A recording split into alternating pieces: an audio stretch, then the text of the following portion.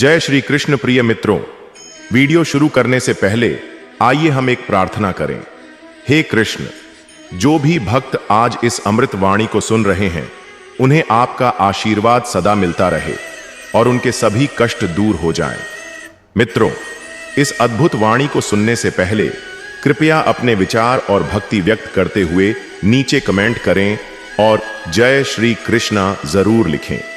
आपकी भक्ति हमारी इस यात्रा को और भी विशेष बनाएगी। यदि आप हमारे चैनल गीता की जीवन शिक्षा पर नए हैं तो कृपया अभी सब्सक्राइब करें और घंटी के बटन को दबाएं ताकि आप हमारी हर भक्ति यात्रा का हिस्सा बन सकें। बिना किसी देरी के इस दिव्य यात्रा की ओर बढ़ते हैं। क्या आपने कभी सोचा है कि जीवन में कुछ चीजें हमारे हाथ में होती हैं तो कुछ हमारे भाग्य में लिखी होती हैं? भगवद गीता हमें यही सिखाती है कि जो कुछ भी हमारे भाग्य में लिखा है वह हर हाल में हमें मिलेगा, लेकिन हमें अपने कर्मों से कभी पीछे नहीं हटना चाहिए। यह संदेश महाभारत के युद्ध के मैदान में अर्जुन और भगवान कृष्ण के बीच हुए संवाद से स्पष्ट होता है। महाभारत के युद्ध के मैदान में जब अर्जुन अपने ही परिवार और गुरुओं को सामने देखकर हताश हो जाते हैं तो वह अपना धनुष रख देते हैं और युद्ध न करने का निर्णय लेते हैं। उनके मन में डर, संशय और भावनाओं का तूफान चल रहा होता है। तब भगवान कृष्ण उन्हें गीता का ज्ञान देते हैं और कहते हैं, हे अर्जुन, तुम्हारा कर्तव्य है कर्म करना, लेकिन कर्म के फल की चिंता मत करो। जो कुछ भी तुम्हारे भाग्य में लिखा है वह तुम्हें मिलेगा। गीता हमें यह सिखाती है कि हमारे जीवन का हर पल, हर घटना हमारे पूर्व कर्मों और भाग्य का परिणाम होती है। लेकिन इसका मतलब यह नहीं है कि हम बैठकर केवल भाग्य का इंतजार करें। हमें अपने कर्तव्यों का पालन करना चाहिए और ईमानदारी से कर्म करना चाहिए। जो कुछ भी हमारे भाग्य में लिखा है वह हमें मिलेगा, लेकिन हमें अपने प्रयासों से कभी पीछे नहीं हटना चाहिए। अगर आप भी जीवन में किसी चुनौती का सामना कर रहे हैं या भविष्य को लेकर चिंतित हैं, तो गीता का यह संदेश आपके लिए मार्गदर्शक हो सकता है। जानिए कैसे आप अपने कर्मों को सही दिशा में ले जा सकते हैं और जीवन में शांति और सफलता प्राप्त कर सकते हैं। आइए इस प्रेरणादायक संदेश को गहराई से समझें और जानें कि कैसे महाभारत की यह कहानी हमें जीवन का सही मार्ग दिखाती है। भगवान कृष्ण ने अर्जुन को समझाया कि जीवन में दो चीजें महत्वपूर्ण हैं, कर्म और भाग्य। हमारे कर्म हमारे वर्तमान को आकार देते हैं, जबकि हमारा भाग्य हमारे पूर्व कर्मों का परिणाम होता है। लेकिन गीता यह नहीं कहती कि हम भाग्य के भरोसे बैठ जाएं, बल्कि गीता हमें यह सिखाती है कि हमें अपने कर्मों को ईमानदारी और निष्काम भाव से करना चाहिए। गीता का यह सिद्धांत हमें यह समझाता है कि हमारा काम केवल कर्म करना है, फल हमारे हाथ में नहीं है। चाहे हम कितनी भी मेहनत कर लें, अंतिम परिणाम हमारे भाग्य और ईश्वर की इच्छा पर निर्भर करता है। इसलिए हमें अपने कर्मों में लगे रहना चाहिए, लेकिन परिणाम की चिंता नहीं करनी चाहिए। महाभारत के युद्ध में अर्जुन को यह डर था कि अगर उन्होंने युद्ध किया तो उनके परिवार और गुरु मारे जाएंगे। लेकिन भगवान कृष्ण ने उन्हें समझाया कि यह युद्ध धर्म के लिए है और उनका कर्तव्य है कि वे इसे लड़ें। अर्जुन ने अपने कर्तव्य का पालन किया और युद्ध जीत गए। यह कहानी हमें सिखाती है कि जो कुछ भी हमारे भाग्य में लिखा है वह हमें मिलेगा, लेकिन हमें अपने कर्तव्यों से कभी पीछे नहीं हटना चाहिए। चाहे परिस्थितियां कैसी भी हों, अपने कर्तव्यों का पालन करते रहो। सफलता या असफलता की चिंता मत करो। जो कुछ भी तुम्हारे भाग्य में लिखा है वह तुम्हें मिलेगा। इसलिए चिंता छोड़ो और ईश्वर पर विश्वास रखो। गीता हमें सिखाती है कि मन को नियंत्रित करना सीखो। इच्छाओं और भावनाओं के गुलाम मत बनो। जीवन में उतार चढ़ाव आते रहते हैं। धैर्य रखो और अपने कर्मों में लगे रहो। आइए गीता के इस अमूल्य संदेश को अपने जीवन में उतारें और जीवन को एक नई दिशा दें। कुरुक्षेत्र के मैदान में युद्ध की तैयारियां चल रही थीं। पांडवों और कौरवों की सेनाएं आमने सामने खड़ी थीं। अर्जुन अपने रथ पर सवार थे और उनके सारथी थे स्वयं भगवान कृष्ण। अर्जुन ने जैसे ही युद्ध के मैदान में अपने परिवार, गुरु और मित्रों को देखा, उनका मन विचलित हो गया। उन्होंने अपना गांडीव धनुष नीचे रख दिया और कृष्ण से कहा, हे कृष्ण, मैं अपने ही लोगों से युद्ध कैसे करूं? यह सही नहीं है। मैं इस युद्ध में भाग नहीं लूंगा। कृष्ण मुस्कुराए और बोले, अर्जुन, तुम्हारा कर्तव्य है कर्म करना, लेकिन कर्म के फल की चिंता मत करो। जो कुछ भी तुम्हारे भाग्य में लिखा है वह तुम्हें मिलेगा। तुम्हें केवल अपने कर्तव्य का पालन करना है। अर्जुन ने पूछा, लेकिन कृष्ण, यह युद्ध इतना कठिन क्यों है? मैं अपने ही लोगों के खिलाफ कैसे लड़ूं? कृष्ण ने कहा, अर्जुन, यह युद्ध केवल धन और सत्ता के लिए नहीं है। यह धर्म और अधर्म के बीच का युद्ध है। तुम्हारा कर्तव्य है कि तुम धर्म की रक्षा करो। जो कुछ भी होने वाला है वह पहले से ही निर्धारित है। तुम्हें केवल अपना कर्म करना है। अर्जुन ने फिर पूछा, लेकिन कृष्ण, अगर मैं युद्ध में हार गया तो? कृष्ण ने कहा, अर्जुन, हार और जीत तो नियति का हिस्सा है, लेकिन तुम्हारा कर्तव्य है कि तुम युद्ध करो। जो कुछ भी तुम्हारे भाग्य में लिखा है वह हर हाल में तुम्हें मिलेगा। तुम्हें केवल अपने कर्मों पर ध्यान देना है। अर्जुन ने कृष्ण की बात मानी और युद्ध में भाग लिया। युद्ध के दौरान उन्होंने अपने कर्तव्य का पालन किया और अंत में पांडवों की जीत हुई। यह कहानी हमें सिखाती है कि जो कुछ भी हमारे भाग्य में लिखा है वह हमें मिलेगा, लेकिन हमें अपने कर्तव्यों का पालन करते रहना चाहिए। हमें अपने कर्मों पर ध्यान देना चाहिए, न कि परिणाम पर। जो कुछ भी हमारे भाग्य में लिखा है वह हमें मिलेगा। जीवन में उतार चढ़ाव आते रहते हैं। धैर्य रखो और अपने कर्तव्यों का पालन करते रहो। जो कुछ भी होता है वह ईश्वर की इच्छा से होता है। हमें उन पर विश्वास रखना चाहिए। भगवद गीता में भाग्य और कर्म के बीच संतुलन का गहरा संदेश है। गीता के अनुसार हमारे भाग्य में जो लिखा है वह हमें जरूर मिलेगा, लेकिन इसका मतलब यह नहीं है कि हमें अपने कर्तव्य और कर्म से विमुख हो जाना चाहिए। भगवान कृष्ण अर्जुन को सिखाते हैं कि हमें फल की इच्छा किए बिना अपने कर्तव्य का पालन करना चाहिए। यही गीता का मुख्य संदेश है। कर्म करो, फल की चिंता मत करो। गीता में कहा गया है कि हमें अपने कर्तव्य का पालन करना चाहिए, लेकिन फल की इच्छा नहीं करनी चाहिए। यही निष्काम कर्म है। तेरा कर्म करने में ही अधिकार है, फल में कभी नहीं। गीता यह नहीं कहती कि हमें भाग्य पर निर्भर रहना चाहिए, बल्कि यह सिखाती है कि हमें अपना कर्म करते रहना चाहिए, क्योंकि कर्म ही हमारे भाग्य को आकार देता है। हमारे वर्तमान कर्म भविष्य के भाग्य को निर्धारित करते हैं। गीता में यह भी बताया गया है कि ईश्वर सबके भाग्य का नियंता है। हमें उन पर पूर्ण विश्वास रखना चाहिए और यह समझना चाहिए कि जो कुछ हो रहा है वह हमारे कल्याण के लिए ही हो रहा है। सभी कर्मों को मुझ में समर्पित करो और मुझ पर विश्वास रखो। गीता हमें धैर्य रखने और ईश्वर के प्रति समर्पित होने की शिक्षा देती है। जो हमारे भाग्य में है वह हमें मिलेगा, लेकिन इसके लिए हमें अपना कर्म करते रहना चाहिए। भगवद गीता का संदेश है कि हमें अपने कर्तव्य का पालन करना चाहिए और फल की चिंता नहीं करनी चाहिए। जो हमारे भाग्य में है वह हमें जरूर मिलेगा, लेकिन इसके लिए हमें अपने कर्म से विमुख नहीं होना चाहिए। ईश्वर पर विश्वास रखें और निष्काम कर्म करते रहें। यही जीवन का सही मार्ग है। कर्ण को जन्म से ही कवच और कुंडल प्राप्त थे, जो उसे अजेय बनाते थे। यह उसके भाग्य में लिखा था कि वह महान योद्धा बनेगा, लेकिन जब उसने इंद्र के सामने अपना कवच और कुंडल दान कर दिया तो उसका भाग्य बदल गया। अंत में अर्जुन ने कर्ण का वध किया। यहां भाग्य और कर्म दोनों का महत्व दिखता है। कर्ण ने अपने कर्म से अपने भाग्य को बदल दिया, लेकिन अंततः उसका वध होना उसके भाग्य में लिखा था। द्रौपदी का स्वयंवर इस बात का प्रतीक है कि जो भाग्य में लिखा है वह पूरा होता है। द्रौपदी ने स्वयंवर में यह शर्त रखी कि जो व्यक्ति धनुष पर प्रत्यंचा चढ़ाकर मछली की आंख को भेदेगा वही उसका पति होगा। अर्जुन ने यह कार्य सफलतापूर्वक किया और द्रौपदी का विवाह पांडवों के साथ हुआ। यह उसके भाग्य में लिखा था। भीष्म ने अपने पिता की खुशी के लिए आजीवन ब्रह्मचर्य की प्रतिज्ञा की और हस्तिनापुर के सिंहासन का त्याग कर दिया। यह उनके भाग्य में लिखा था कि वह आजीवन अविवाहित रहेंगे और हस्तिनापुर की रक्षा करेंगे।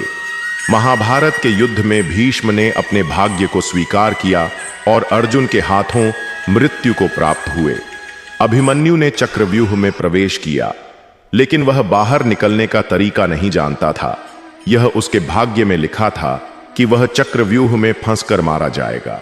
उसने अपने कर्म से युद्ध किया, लेकिन अंततः उसका भाग्य उसे मृत्यु की ओर ले गया। युधिष्ठिर ने अपने जीवन में हमेशा धर्म का पालन किया। उन्हें अपने भाग्य में लिखा था कि वह हस्तिनापुर के राजा बनेंगे। महाभारत के युद्ध के बाद उन्होंने राज्य प्राप्त किया। यह उनके धर्म और कर्म का फल था जो उनके भाग्य में पहले से ही लिखा था। भगवान कृष्ण का जन्म ही इस बात का प्रतीक है कि जो भाग्य में लिखा है वह पूरा होता है। उनके जन्म से पहले ही यह निर्धारित था कि वह कंस का वध करेंगे और धर्म की स्थापना करेंगे। उनकी पूरी लीला यह दर्शाती है कि भाग्य और दैवीय योजना सब कुछ नियंत्रित करती है। कृष्ण कहते हैं कि जीवन में सुख दुख, लाभ हानि, जीत हार सब अनिश्चित हैं। यह हमारे भाग्य का हिस्सा है। हमें इन्हें समझकर धैर्यपूर्वक स्वीकार करना चाहिए। हर व्यक्ति का अपना स्वभाव और कर्तव्य होता है। हमें उसी के अनुसार कर्म करना चाहिए।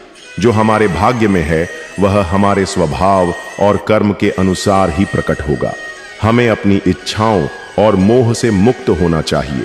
जो हमारे भाग्य में है वह हमें मिलेगा, लेकिन इच्छाओं के जाल में फंसकर हम अपने कर्म से भटक सकते हैं।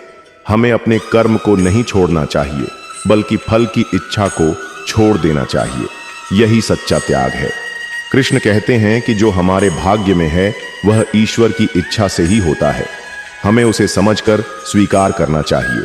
हमें अपने कर्म को यज्ञ के रूप में करना चाहिए, यानी ईश्वर को समर्पित भाव से। इससे हम कर्म के बंधन से मुक्त हो जाते हैं। कृष्ण कहते हैं कि जब हम ईश्वर को समर्पित हो जाते हैं तो हमें सभी में ईश्वर का दर्शन होता है। यही सच्चा ज्ञान और भाग्य का स्वीकार है। भगवत गीता में भगवान कृष्ण ने कर्म और भाग्य के बीच गहरा संबंध बताया है। गीता के अनुसार हमारे वर्तमान जीवन में हम जो कार्य करते हैं वह हमारे कर्म होते हैं। गीता हमें सिखाती है कि हमें निष्काम भाव से कर्म करना चाहिए, यानी बिना फल की इच्छा के। हमारा कर्तव्य है कि हम अपने कर्मों को ईमानदारी और पूरी मेहनत से करें। भाग्य हमारे पूर्व कर्मों का परिणाम होता है। जो कुछ भी हमारे साथ होता है वह हमारे पिछले जन्मों और इस जन्म के कर्मों का फल होता है। गीता कहती है कि जो कुछ भी हमारे भाग्य में लिखा है वह हमें मिलेगा। हमारे वर्तमान कर्म हमारे भविष्य के भाग्य को आकार देते हैं। हमें अपने कर्मों पर ध्यान देना चाहिए, क्योंकि वे ही हमारे भविष्य का निर्माण करते हैं। लेकिन गीता यह भी कहती है कि हमें कर्म के फल की चिंता नहीं करनी चाहिए, क्योंकि फल ईश्वर के हाथ में है। कर्म हमारे हाथ में है, भाग्य ईश्वर के हाथ में। हमें अपने कर्मों को ईमानदारी से करना चाहिए, लेकिन परिणाम की चिंता नहीं करनी चाहिए। जो कुछ भी हमारे भाग्य में लिखा है वह हमें मिलेगा, लेकिन हमें अपने कर्तव्यों से कभी पीछे नहीं हटना चाहिए। हमारे जीवन में कुछ घटनाएं और परिणाम हमारे भाग्य नियति द्वारा निर्धारित होते हैं। चाहे हम कितनी भी मेहनत कर लें या चिंता करें, जो कुछ भी हमारे भाग्य में लिखा है वह हमें किसी न किसी रूप में मिलेगा। हालांकि इसका मतलब यह नहीं है कि हम बैठकर केवल भाग्य का इंतजार करें। हमें अपने कर्मों को ईमानदारी से करते रहना चाहिए, क्योंकि कर्म ही भाग्य को आकार देते हैं। मान लीजिए एक छात्र परीक्षा की तैयारी कर रहा है। वह पूरी मेहनत और लगन से पढ़ाई करता है, लेकिन परीक्षा के दिन वह बीमार पड़ जाता है और अपना सर्वश्रेष्ठ प्रदर्शन नहीं कर पाता। परिणाम स्वरूप उसे अपेक्षित अंक नहीं मिलते। यहां छात्र की मेहनत उसका कर्म था, लेकिन बीमार पड़ना और कम अंक आना उसके भाग्य में लिखा था। हालांकि कुछ समय बाद वही छात्र एक बेहतर अवसर पाता है जो उसके लिए और भी उपयुक्त होता है। यह अवसर उसके भाग्य में लिखा था, जो उसे हर हाल में मिला। हमें अपने कर्मों पर ध्यान देना चाहिए, क्योंकि वे ही हमारे भविष्य का निर्माण करते हैं। परिणाम की चिंता करने के बजाय हमें ईश्वर पर विश्वास रखना चाहिए। जो कुछ भी हमारे भाग्य में लिखा है वह हमें मिलेगा, लेकिन हमें अपने कर्तव्यों से कभी पीछे नहीं हटना चाहिए। भगवत गीता में भगवान कृष्ण ने स्पष्ट किया है कि हमें कर्म करते समय फल की इच्छा नहीं करनी चाहिए, क्योंकि हमारे कर्मों का परिणाम हमारे नियंत्रण में नहीं है। यह ईश्वर की इच्छा और हमारे भाग्य पर निर्भर करता है। फल की इच्छा करने से हमारे मन में चिंता, तनाव और लालसा पैदा होती है, जो हमें शांति से दूर कर देती है। जब हम फल की इच्छा करते हैं तो हमारे कर्म स्वार्थपूर्ण हो जाते हैं। गीता हमें निष्काम कर्म, बिना फल की इच्छा के कर्म करने की सीख देती है। कर्म और फल के बीच संतुलन कैसे बनाएं? अपने कर्तव्यों और कर्मों को पूरी ईमानदारी और मेहनत से करें, यही हमारे हाथ में है। कर्म करने के बाद परिणाम की चिंता न करें, यह मानकर चलें कि जो कुछ भी होगा वह हमारे लिए अच्छा होगा। कर्म करते समय स्वार्थ, लालसा और अहंकार को त्याग दें, यही गीता का सार है। जीवन में उतार चढ़ाव आते रहते हैं, धैर्य रखें और ईश्वर पर विश्वास बनाए रखें। कर्म हमारे हाथ में है, फल ईश्वर के हाथ में। हमें केवल अपने कर्तव्यों का पालन करना चाहिए, बाकी सब ईश्वर पर छोड़ देना चाहिए।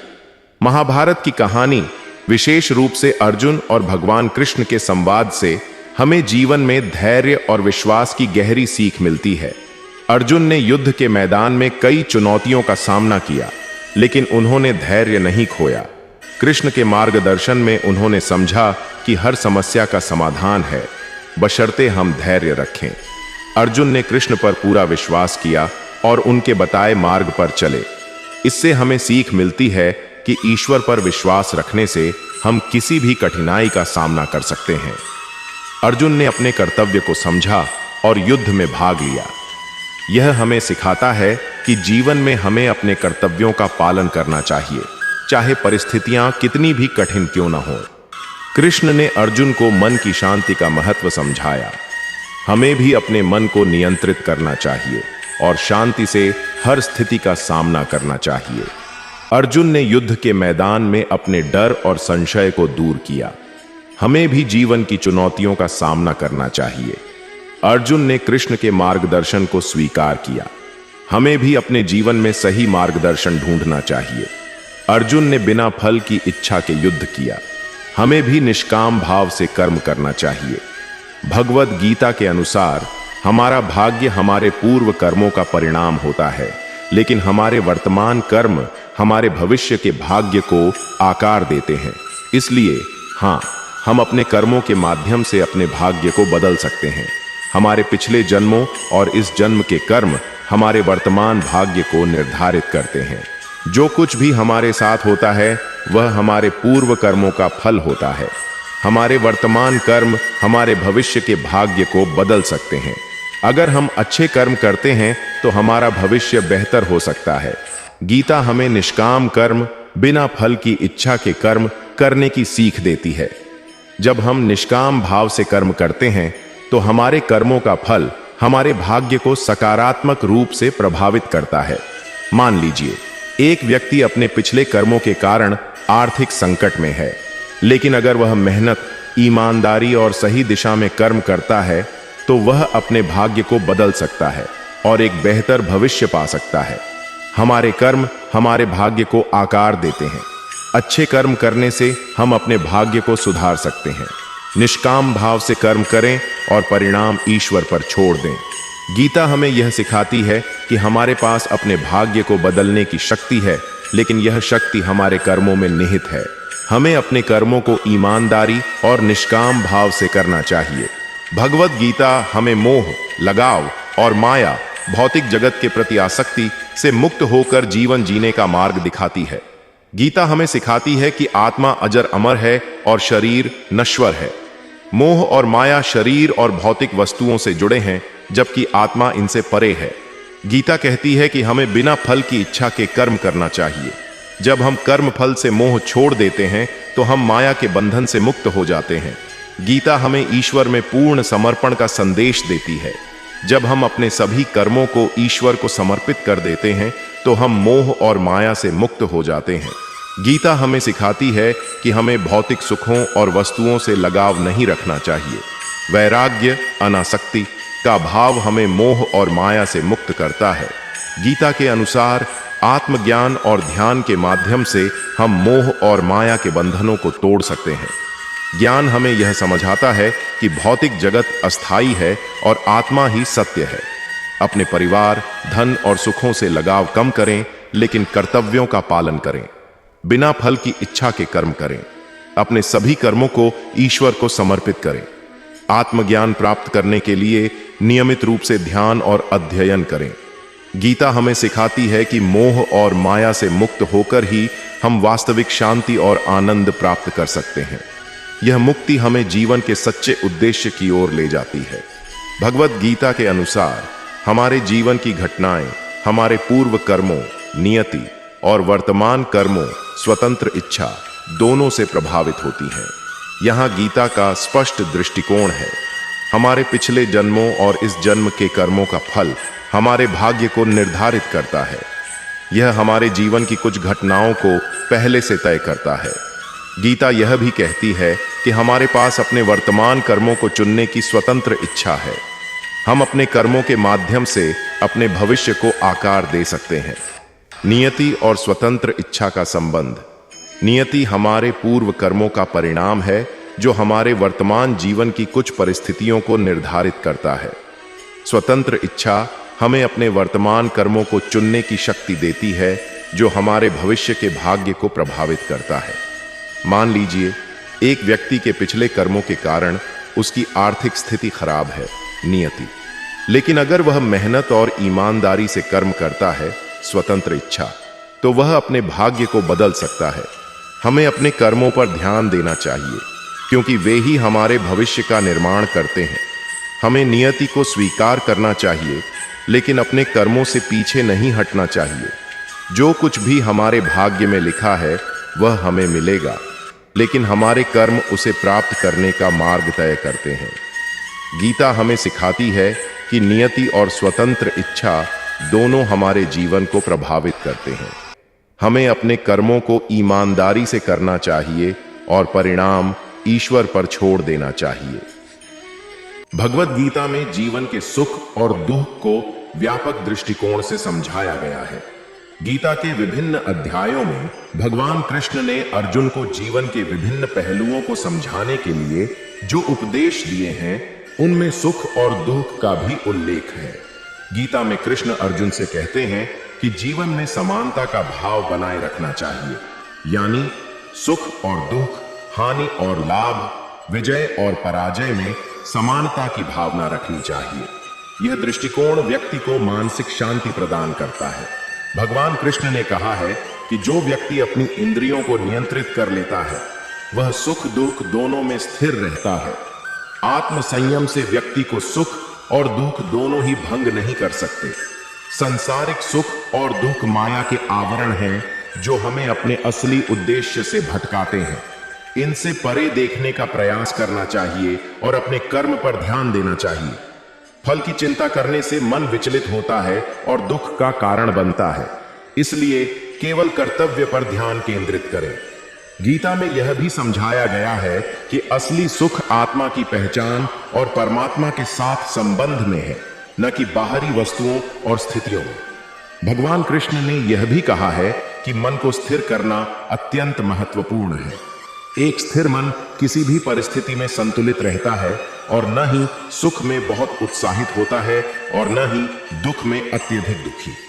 गीता में यह स्पष्ट किया गया है कि संसार में कुछ भी स्थायी नहीं है।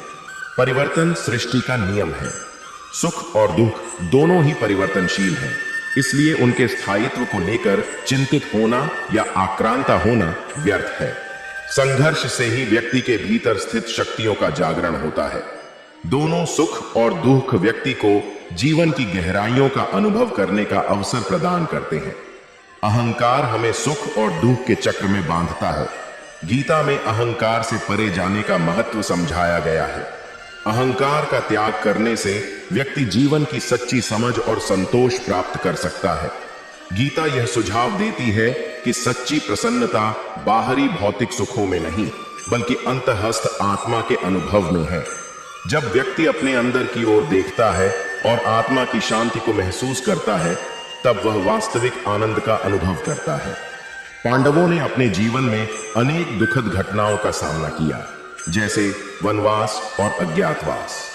उन्होंने धैर्य और धर्म के प्रति अपनी निष्ठा बनाए रखी। उनके लिए कृष्ण का मार्गदर्शन और भगवान पर विश्वास एक महत्वपूर्ण आधार था। इन स्थितियों ने उन्हें और अधिक संकल्पवान और धर्मपरायण बनाया। कृष्ण बताते हैं कि भगवान के प्रति अविचल भक्ति रखने वाला व्यक्ति सुख और दुख से प्रभावित नहीं होता। उसकी भक्ति उसे हर स्थिति में स्थिर और संतुलित रखती है। कृष्ण ने अर्जुन को सिखाया कि मानसिक स्थिरता कैसे बनाए रखनी है। एक स्थिर मन न तो सुख में अत्यधिक उत्साहित होता है और न ही दुख में अत्यधिक पीड़ित। इस स्थिति को योग की स्थिर प्रज्ञ अवस्था कहते हैं। गीता का एक प्रमुख संदेश यह है कि व्यक्ति को अपने कर्तव्य का पालन करना चाहिए, चाहे उसके परिणाम सुखद हो या दुखद। अपने धर्म का पालन करके व्यक्ति सही अर्थों में सफल होता है। गीता में माया के प्रति आसक्ति को छोड़ने की बात कही गई है। माया के भंवर में फंसने से व्यक्ति सुख और दुख के चक्र में बंध जाता है। गीता में कर्म के सिद्धांत को महत्व दिया गया है। हर क्रिया का एक परिणाम होता है, लेकिन हमें फल की चिंता किए बिना सही और कर्तव्यनिष्ठ कार्य करना चाहिए। ऐसा करने से जीवन में दुख का प्रभाव कम होता है। आत्मज्ञान प्राप्त करने से व्यक्ति को यह एहसास होता है कि वह शाश्वत आत्मा है जो सुख और दुख से प्रभावित नहीं होती। यह समझ व्यक्ति को सच्चे आनंद का अनुभव कराती है। गीता यह समझाती है कि सुख और दुख जैसे जीवन के द्वैत भौतिक संसार का हिस्सा है और इंद्रियों के माध्यम से अनुभव किए जाते हैं। ये द्वैत इच्छाओं और संलग्नताओं से उत्पन्न होते हैं। इनके स्वाभाविक रूप को समझकर व्यक्ति इन्हें पार कर सकता है और संतुलित दृष्टिकोण प्राप्त कर सकता है।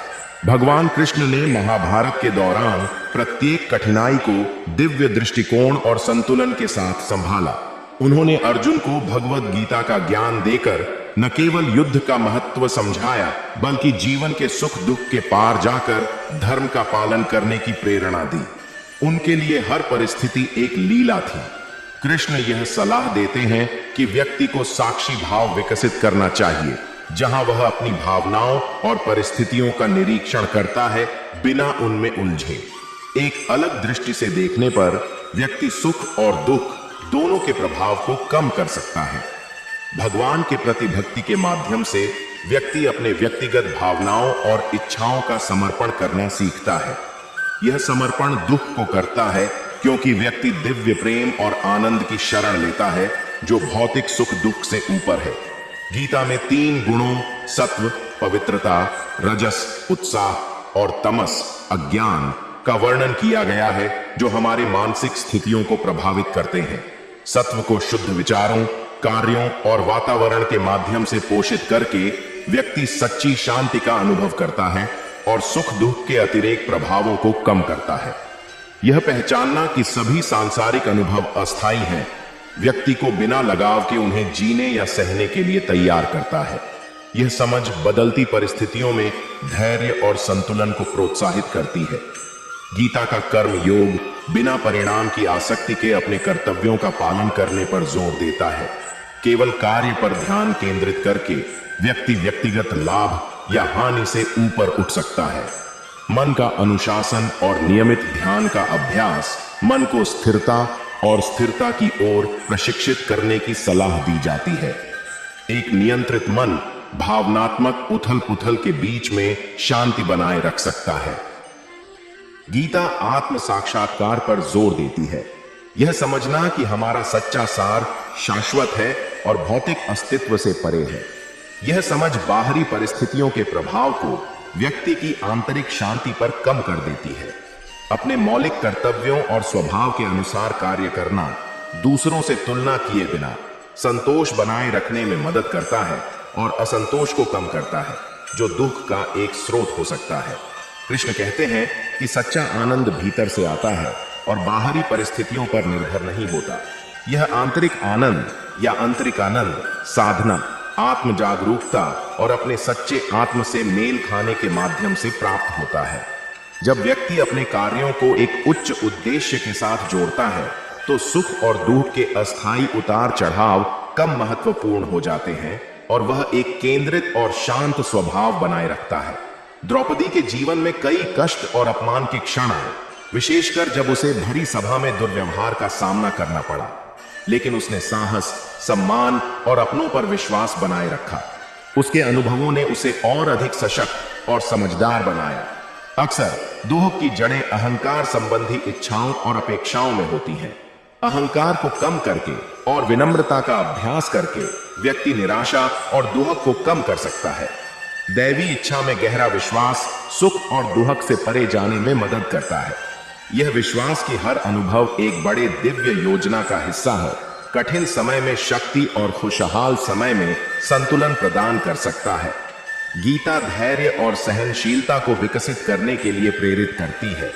ये गुण व्यक्तियों को जीवन की कठिनाइयों को अनुग्रह और समझ के साथ सहने में सक्षम बनाते हैं, यह जानते हुए कि वे अस्थायी हैं।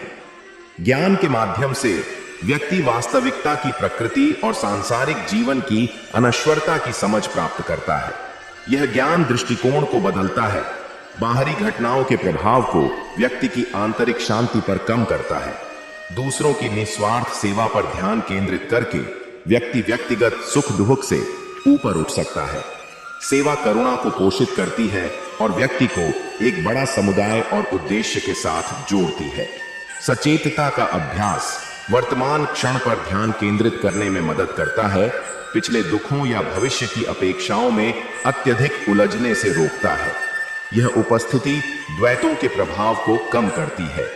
गीता सभी गतिविधियों में संयम का समर्थन करती है, जिसमें भोजन, निद्रा और मनोरंजन शामिल हैं। संतुलित जीवन शैली मानसिक शांति में योगदान देती है और भावनात्मक परेशानियों को कम करती है। यह समझना कि सुख और दुख दोनों आध्यात्मिक विकास के अवसर हैं, अनुभवों से सीखने और उन्हें स्वीकार करने को प्रोत्साहित करता है, उन्हें रोकने के बजाय। गीता में आध्यात्मिक साधना का महत्व बताया गया है। यह अनुशासन व्यक्ति को मानसिक और भावनात्मक स्थिरता प्रदान करता है, जिससे सुख और दुख के प्रभाव में कमी आती है। धृतराष्ट्र के जीवन में दुख का मुख्य कारण था पुत्र मोह और सत्ता की चाह। वह अपने बच्चों के अनैतिक कार्यों को देखकर भी अंधा बने रहे, जिससे अंततः उनके कुल का नाश हुआ। यह दुख उनके जीवन में गहरा ह्रास लेकर आया। गीता यह सिखाती है कि संतोष और अपरिग्रह का अभ्यास करने से व्यक्ति की इच्छाएं नियंत्रित रहती हैं। जब इच्छाएं कम होती हैं तो जीवन में सुख और दुख का प्रभाव कम होता जाता है। समय के चक्र और उसकी प्रवृत्तियों को समझना यह दर्शाता है कि जीवन में सभी चीजें बदलती रहती हैं। यह ज्ञान व्यक्ति को कठिन परिस्थितियों में धैर्य और समझ बनाए रखने में मदद करता है।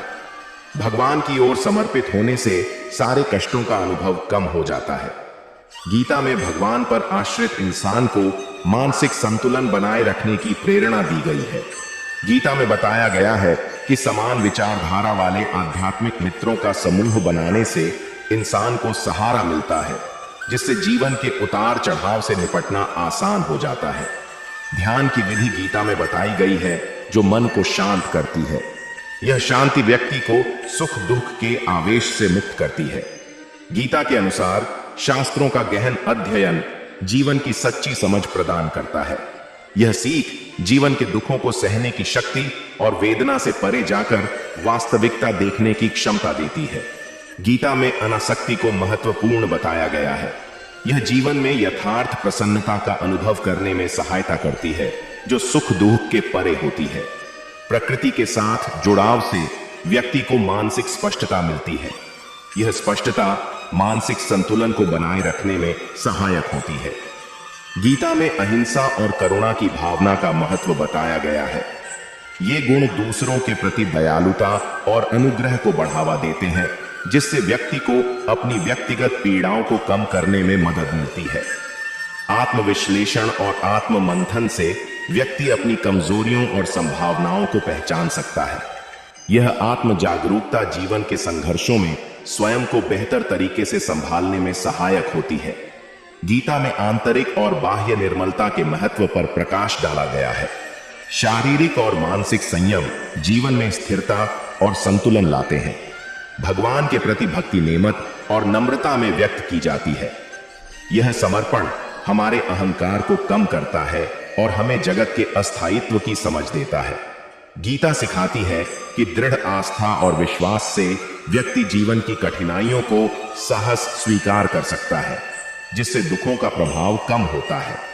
अपने कार्यों में निपुणता और विशेषज्ञता प्राप्त करने से आत्मविश्वास और आत्मसम्मान में वृद्धि होती है, जो अंततः मानसिक संतोष का कारण बनता है। कर्ण ने अपने जीवन का अधिकांश समय स्वीकृति और सम्मान की खोज में बिताया। उसके जीवन में दुख का कारण उसकी सामाजिक स्थिति और पांडवों के प्रति वफादारी की द्विविधा थी। अंत में उसकी उदारता और वीरता ने उसे महान बना दिया, लेकिन उसके जीवन में दुख ने उसे अंत तक नहीं छोड़ा। ध्यान और प्राणायाम की क्रियाएं आंतरिक शांति और मानसिक संतुलन प्राप्त करने में मदद करती हैं। ये क्रियाएं आंतरिक स्थिरता लाने में प्रभावशाली होती हैं। गीता में आत्म साक्षात्कार के महत्व पर जोर दिया गया है। जब व्यक्ति अपने वास्तविक स्वरूप को पहचान लेता है तो वह बाहरी परिस्थितियों से प्रभावित नहीं होता और आंतरिक शांति बनाए रखता है। प्रकृति के साथ जुड़ाव और उसकी स्वाभाविक प्रक्रियाओं के प्रति आदर रखने की बात कही गई है। इससे व्यक्ति को धैर्य और समझदारी का विकास होता है, जो जीवन के उतार चढ़ाव में सहायक होता है।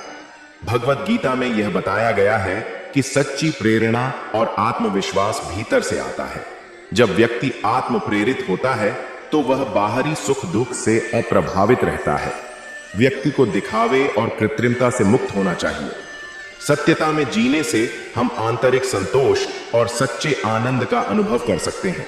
व्यक्ति के जीवन में स्थायी मूल्य और नैतिकता को महत्व देने से जीवन में स्थिरता और संतुलन आता है। नैतिकता का पालन सुख दुख की स्थिति में मन की शांति बनाए रखने में मदद करता है। भगवत गीता में ऐसे मित्रों और गुरुओं के संगति की महत्ता पर जोर दिया गया है जो जीवन के उच्च ज्ञान और सत्य की ओर ले जाते हैं। इनके संग से अर्जित ज्ञान जीवन के संघर्षों को सरलता से पार करने में सहायक होता है।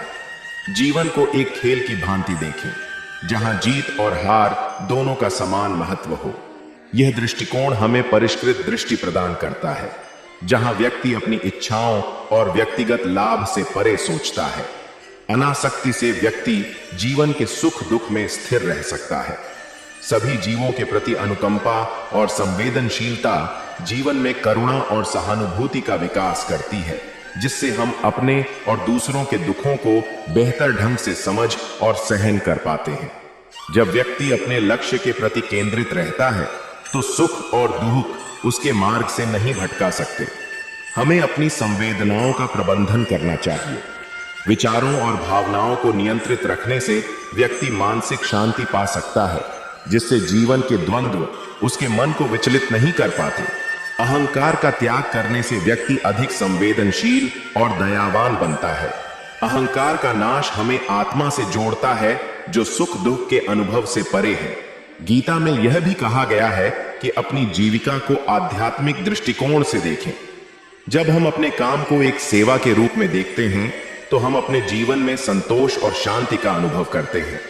भोजन, निद्रा और दैनिक गतिविधियों में संयम रखने से मन की शांति बनी रहती है और जीवन के उतार चढ़ाव को सहना आसान होता है। जब हम अपने प्रयासों और अनुभवों को परमात्मा के प्रति समर्पित कर देते हैं तो दुख का प्रभाव कम हो जाता है और हृदय में हल्कापन महसूस होता है। परिवर्तन हर जीवन का हिस्सा है। इसे स्वीकार करने से मानसिक स्थिरता आती है। जब व्यक्ति अपनी स्वतः स्फूर्ति और क्षमता में विश्वास रखता है तो वह जीवन के कष्टों को प्रभावी ढंग से सामना कर सकता है। जब व्यक्ति अपने लक्ष्य के प्रति केंद्रित रहता है तो सुख और दुख उसके मार्ग से नहीं भटका सकते।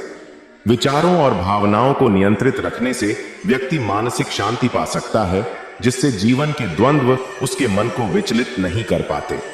अहंकार का त्याग करने से व्यक्ति अधिक संवेदनशील और दयावान बनता है। अहंकार का नाश हमें आत्मा से जोड़ता है, जो सुख दुख के अनुभव से परे है। भीष्म ने अपनी प्रतिज्ञा के कारण बहुत दुख सहा, लेकिन उन्होंने जीवन को धर्म और सत्य के मार्ग पर जिया।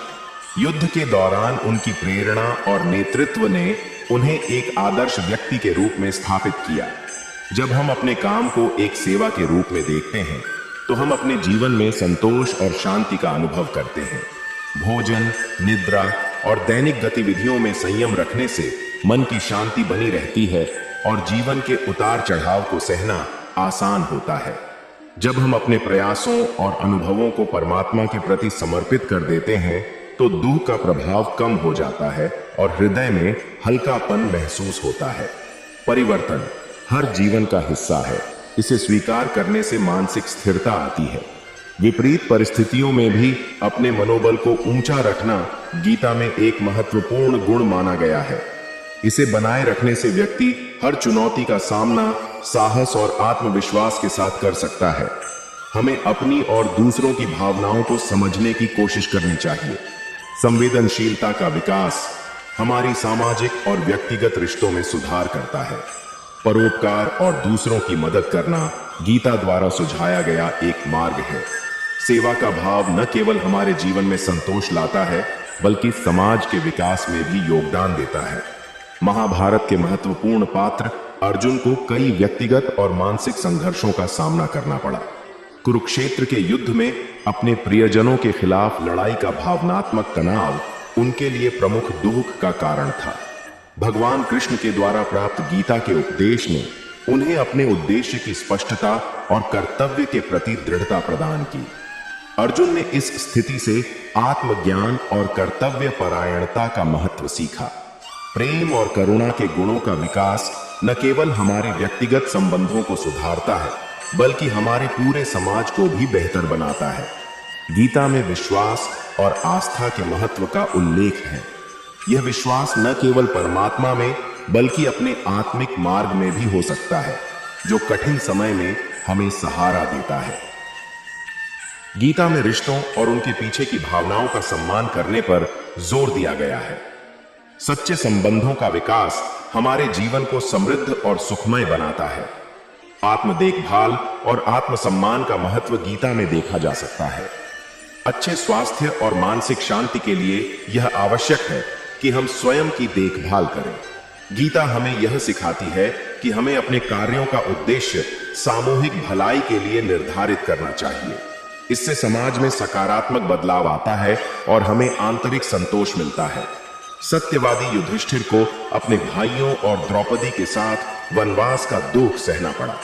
जुए के खेल में हारने के बाद उनका पूरा परिवार कठिनाइयों में था, परंतु उन्होंने हमेशा सत्य और धर्म का पालन किया। इन अनुभवों ने युधिष्ठिर को सच्चे राज्य धर्म और नेतृत्व की भावना विकसित करने में मदद की। मोक्ष और मुक्ति की दिशा में यात्रा करने के लिए गीता एक मार्गदर्शिका है जो हमारे जीवन के अंतिम उद्देश्य की ओर ध्यान केंद्रित करने में मदद करती है। गीता में धर्म के पालन का महत्व बताया गया है, चाहे स्थितियां कैसी भी हों। धर्म का अनुसरण जीवन में सही और गलत की स्पष्ट समझ प्रदान करता है। गीता सिखाती है कि हमें अपने समय का उचित प्रबंधन करना चाहिए। समय का सही उपयोग न केवल हमारी उत्पादकता बढ़ाता है बल्कि हमें मानसिक शांति भी देता है। गीता में संकल्प और उद्देश्य की स्पष्टता का महत्व बताया गया है। जब हम जानते हैं कि हम क्या चाहते हैं तो हमारा मार्ग सुगम और प्रभावशाली हो जाता है। कृष्णा कहते हैं, समय समय पर मौन का अभ्यास करने का महत्व बताया गया है। मौन मानसिक स्पष्टता और आत्मचिंतन में सहायता करता है। एक आध्यात्मिक गुरु या शिक्षक का मार्गदर्शन हमारे व्यक्तिगत और आध्यात्मिक विकास में महत्वपूर्ण भूमिका निभाता है। गीता में गुरु की महत्ता पर बल दिया गया है जिससे हम सही दिशा में आगे बढ़ सके। दुर्योधन का जीवन उसके अहंकार, लालच और प्रतिद्वंद्विता से प्रभावित था। सुख के लिए उसकी लालसा उसके पतन का कारण बनी। सत्ता की चाह और अपने गलत कर्तव्यों के प्रति दृढ़ता के कारण उसे अंततः पराजय और मृत्यु का सामना करना पड़ा, जिससे उसे क्लेश और अपमान झेलना पड़ा। गीता में अच्छे और सकारात्मक लोगों के साथ संगति करने का महत्व बताया गया है। सकारात्मक संगति हमारे विचारों और जीवन दृष्टिकोण को सशक्त बनाती है। गीता विचारों की शुद्धि पर बल देती है क्योंकि शुद्ध विचार मन की शांति और स्पष्टता में वृद्धि करते हैं। यह जीवन के हर पहलू में संतुलन लाने में सहायक होती है। गीता हमें नकारात्मकता और नकारात्मक प्रभावों से सजग रहने की सलाह देती है। इससे हम अपने मन और आत्मा की शांति को बनाए रख सकते हैं।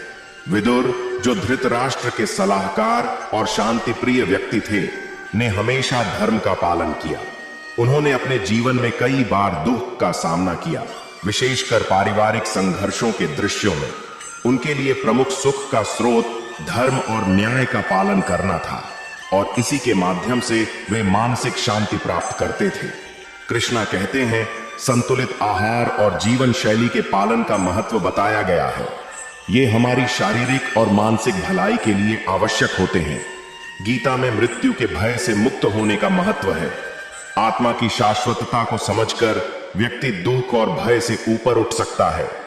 गांधारी ने अपने जीवन का अधिकांश समय पति धृतराष्ट्र के प्रति समर्पण और संतान वियोग के दर्द में बिताया। उसने अपनी आंखों पर पट्टी बांधकर यह दिखाया कि दुख में भी उसने अपने पति का साथ नहीं छोड़ा। उसके जीवन का सबसे बड़ा दुख उसकी संतानों का युद्ध में नाश होना था, जिसने उसे एक महत्वपूर्ण धार्मिक प्रतीक बना दिया। महाभारत में सुख और दुख का सामना करने वाले कुछ और प्रमुख पात्रों और उनके जीवन पर पड़े प्रभावों को देखते हैं। कुंती का जीवन साहस और संघर्ष का प्रतीक रहा है। अपने पुत्रों को वनवास में भेजते हुए और अपने जीवन के आरंभिक दुखों का सामना करते हुए उसने अपने धर्म पर विश्वास बनाए रखा। कुंती की सबसे बड़ी चुनौती थी कर्ण जैसे वीर पुत्र का सामाजिक स्वीकृति न मिलना और पांडवों के साथ उसका संघर्ष देखना। कुंती ने अपने कर्तव्यों का पालन किया और अपने बच्चों को धर्म का मार्ग दिखाया। गुरु द्रोण के जीवन में सुख और दुख का अद्भुत मिश्रण देखा जा सकता है। वे कुरुक्षेत्र युद्ध में अपनी भूमिका के कारण अपनी निष्ठा और धर्म के बीच फंसे रहे। अपने शिष्य अर्जुन के प्रति उनके विशेष स्नेह और युद्ध में अपने पुत्र अश्वत्थामा के विनाश ने उन्हें बेहद दुखी किया। अश्वत्थामा गुरु द्रोण के पुत्र का जीवन युद्ध की विभीषिका और विजय की चाह के बीच बंटा हुआ था। पिता की मृत्यु और अपनी नवाज क्रम में मिली असफलता ने उसे गहन दुखी बना दिया, जिसका परिणाम उसके क्रूर कृत्यों में दिखा। भीम पांडवों में शक्ति और साहस का प्रतीक था, लेकिन उसने भी अपने जीवन में कठिनाइयों का सामना किया। वनवास के दौरान और अपने भाइयों की कठिनाइयों का सामना करते समय उसने धैर्य और वीरता का प्रदर्शन दिया। दुहक के क्षणों में अपने परिवार के प्रति उसकी निष्ठा ने उसे और अधिक मजबूत बनाया। शकुनी, गंधार के राजा और दुष्नेरी की प्रेरणा ने अपने जीवन का अधिकांश समय कुरुवंश को नष्ट करने के षड्यंत्रों में बिताया। उसके जीवन में सुख और दुहक का परिणाम उसके अपने कृत्यों में निहित था। अंततः उसकी योजनाएं ही उसके विनाश का कारण बनी। अभिमन्यु, अर्जुन का पुत्र, अपनी वीरता और उत्साह का प्रतीक था। उसके जीवन का सुख उसके शौर्य और युद्ध कौशल में था, लेकिन उसका दुखद अंत युद्ध में हुआ। उसकी मृत्यु ने न केवल पांडवों बल्कि पूरे महाभारत के युद्ध को प्रभावित किया। सुख और दुख हमारे जीवन के अनिवार्य हिस्से हैं, जो हमारे अनुभवों को गहराई और अर्थ प्रदान करते हैं। इन दोनों भावनाओं के बीच संतुलन हमें सहनशीलता, धैर्य और आत्मिक विकास की ओर बढ़ने में मदद करता है। सुख हमारे जीवन में प्रसन्नता और ऊर्जा लाता है, जबकि दुख हमें आत्म मंथन और वास्तविकता की गहरी समझ देता है। जीवन के इस यथार्थ को स्वीकार करना और इसे समग्रता से देखना हमें मानसिक और आध्यात्मिक दृष्टि से समृद्ध बनाता है। सुख और दुख सिर्फ भावनाएं नहीं हैं, बल्कि वे हमारे विचार, चरित्र और आचरण को आकार देने वाले महत्वपूर्ण शिक्षक भी हैं। उनके महत्व को पहचान कर हम जीवन के हर अनुभव से कुछ नया सीख सकते हैं और अपने उद्देश्य की दिशा में सशक्त होकर आगे बढ़ सकते हैं। जीवन की इस यात्रा में सुख और दुख हमें अपने अस्तित्व के गहरे अर्थ को समझने का निमंत्रण देते हैं। यह हमें याद दिलाते हैं कि यह संसार अस्थायी है और हमें एक स्थायी आंतरिक शांति और आनंद की खोज करनी चाहिए। इस प्रकार सुख और दुख का हमारे जीवन में गहरा और सशक्त महत्व है। श्रीमद् भगवद गीता का पहला विचार यह है कि बुराई बद्धी हो या छोटी हमेशा विनाश का कारण बनती है, क्योंकि नाव में छेद छोटा हो या बड़ा नाव को डुबा ही देता है। श्रीमद् भगवद गीता का यह विचार हमें यह सिखाता है कि जीवन में छोटी से छोटी बुराई को भी नजरअंदाज नहीं करना चाहिए, क्योंकि वह भी बड़ी समस्याओं का कारण बन सकती है। इसे एक छोटे से उदाहरण से समझा जा सकता है। मान लीजिए कि आप एक छात्र हैं और आपने परीक्षा में खुद से थोड़ी सी नकल करने का सोचा। वह नकल चाहे कितनी भी छोटी क्यों न हो, अगर यह आदत बन जाती है तो यह आपके चरित्र और नैतिकता को क्षति पहुंचा सकती है। शुरू में शायद यह आपको छोटी बात लगे, लेकिन धीरे धीरे यह आपका आत्मविश्वास खो सकता है और आपके मेहनत करने की क्षमता को कम कर सकता है। ठीक उसी तरह जैसे एक छोटी सी चिंगारी एक बड़े जंगल को आग की लपटों में बदल सकती है, वैसे ही जीवन में कोई भी छोटी बुराई समय के साथ बढ़कर बड़ी समस्याओं का रूप ले सकती है। इसलिए हमें हमेशा अपनी आदतों और कर्मों में सजग रहना चाहिए, ताकि नकारात्मक प्रवृत्तियां हमारे जीवन को दुष्प्रभावित न कर सकें। इसलिए यह विचार हमें सचेत करता है कि छोटी छोटी बुराइयों को नजरअंदाज न करके उन्हें वहीं रोक दें, ताकि हमारे जीवन की नाव सुरक्षित रहे और वह सही दिशा में आगे बढ़े। श्रीमद् भगवद गीता का दूसरा विचार यह है कि लगातार कोशिश करने से अशांत मन को भी वश में किया जा सकता है। श्रीमद् भगवद गीता में अर्जुन और श्री कृष्ण के संवाद के माध्यम से यह विचार स्पष्ट रूप से प्रस्तुत किया गया है कि निरंतर प्रयास और अभ्यास से अशांत मन को वश में किया जा सकता है। अर्जुन कहते हैं कि उनका मन चंचल और अशांत है और उसे नियंत्रित करना वायु को रोकने जैसा कठिन है।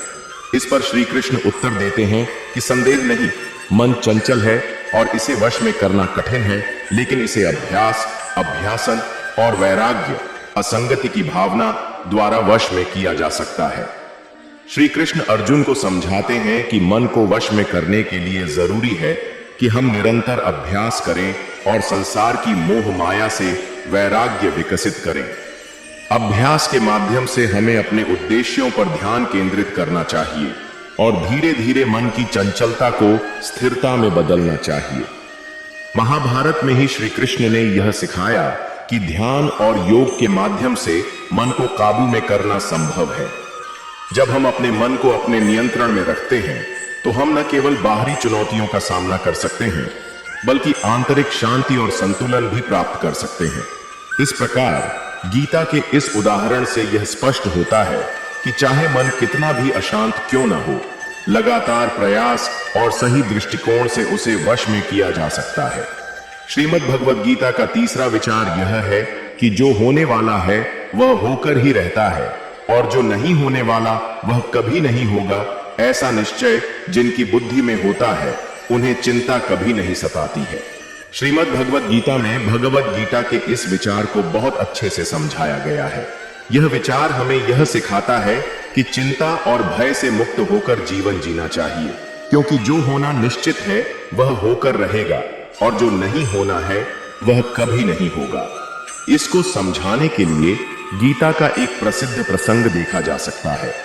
अध्याय 2 में जब अर्जुन कुरुक्षेत्र के मैदान में युद्ध से पहले गहरे संशय और चिंता में होते हैं, तब श्री कृष्ण उन्हें इस सत्य का ज्ञान कराते हैं।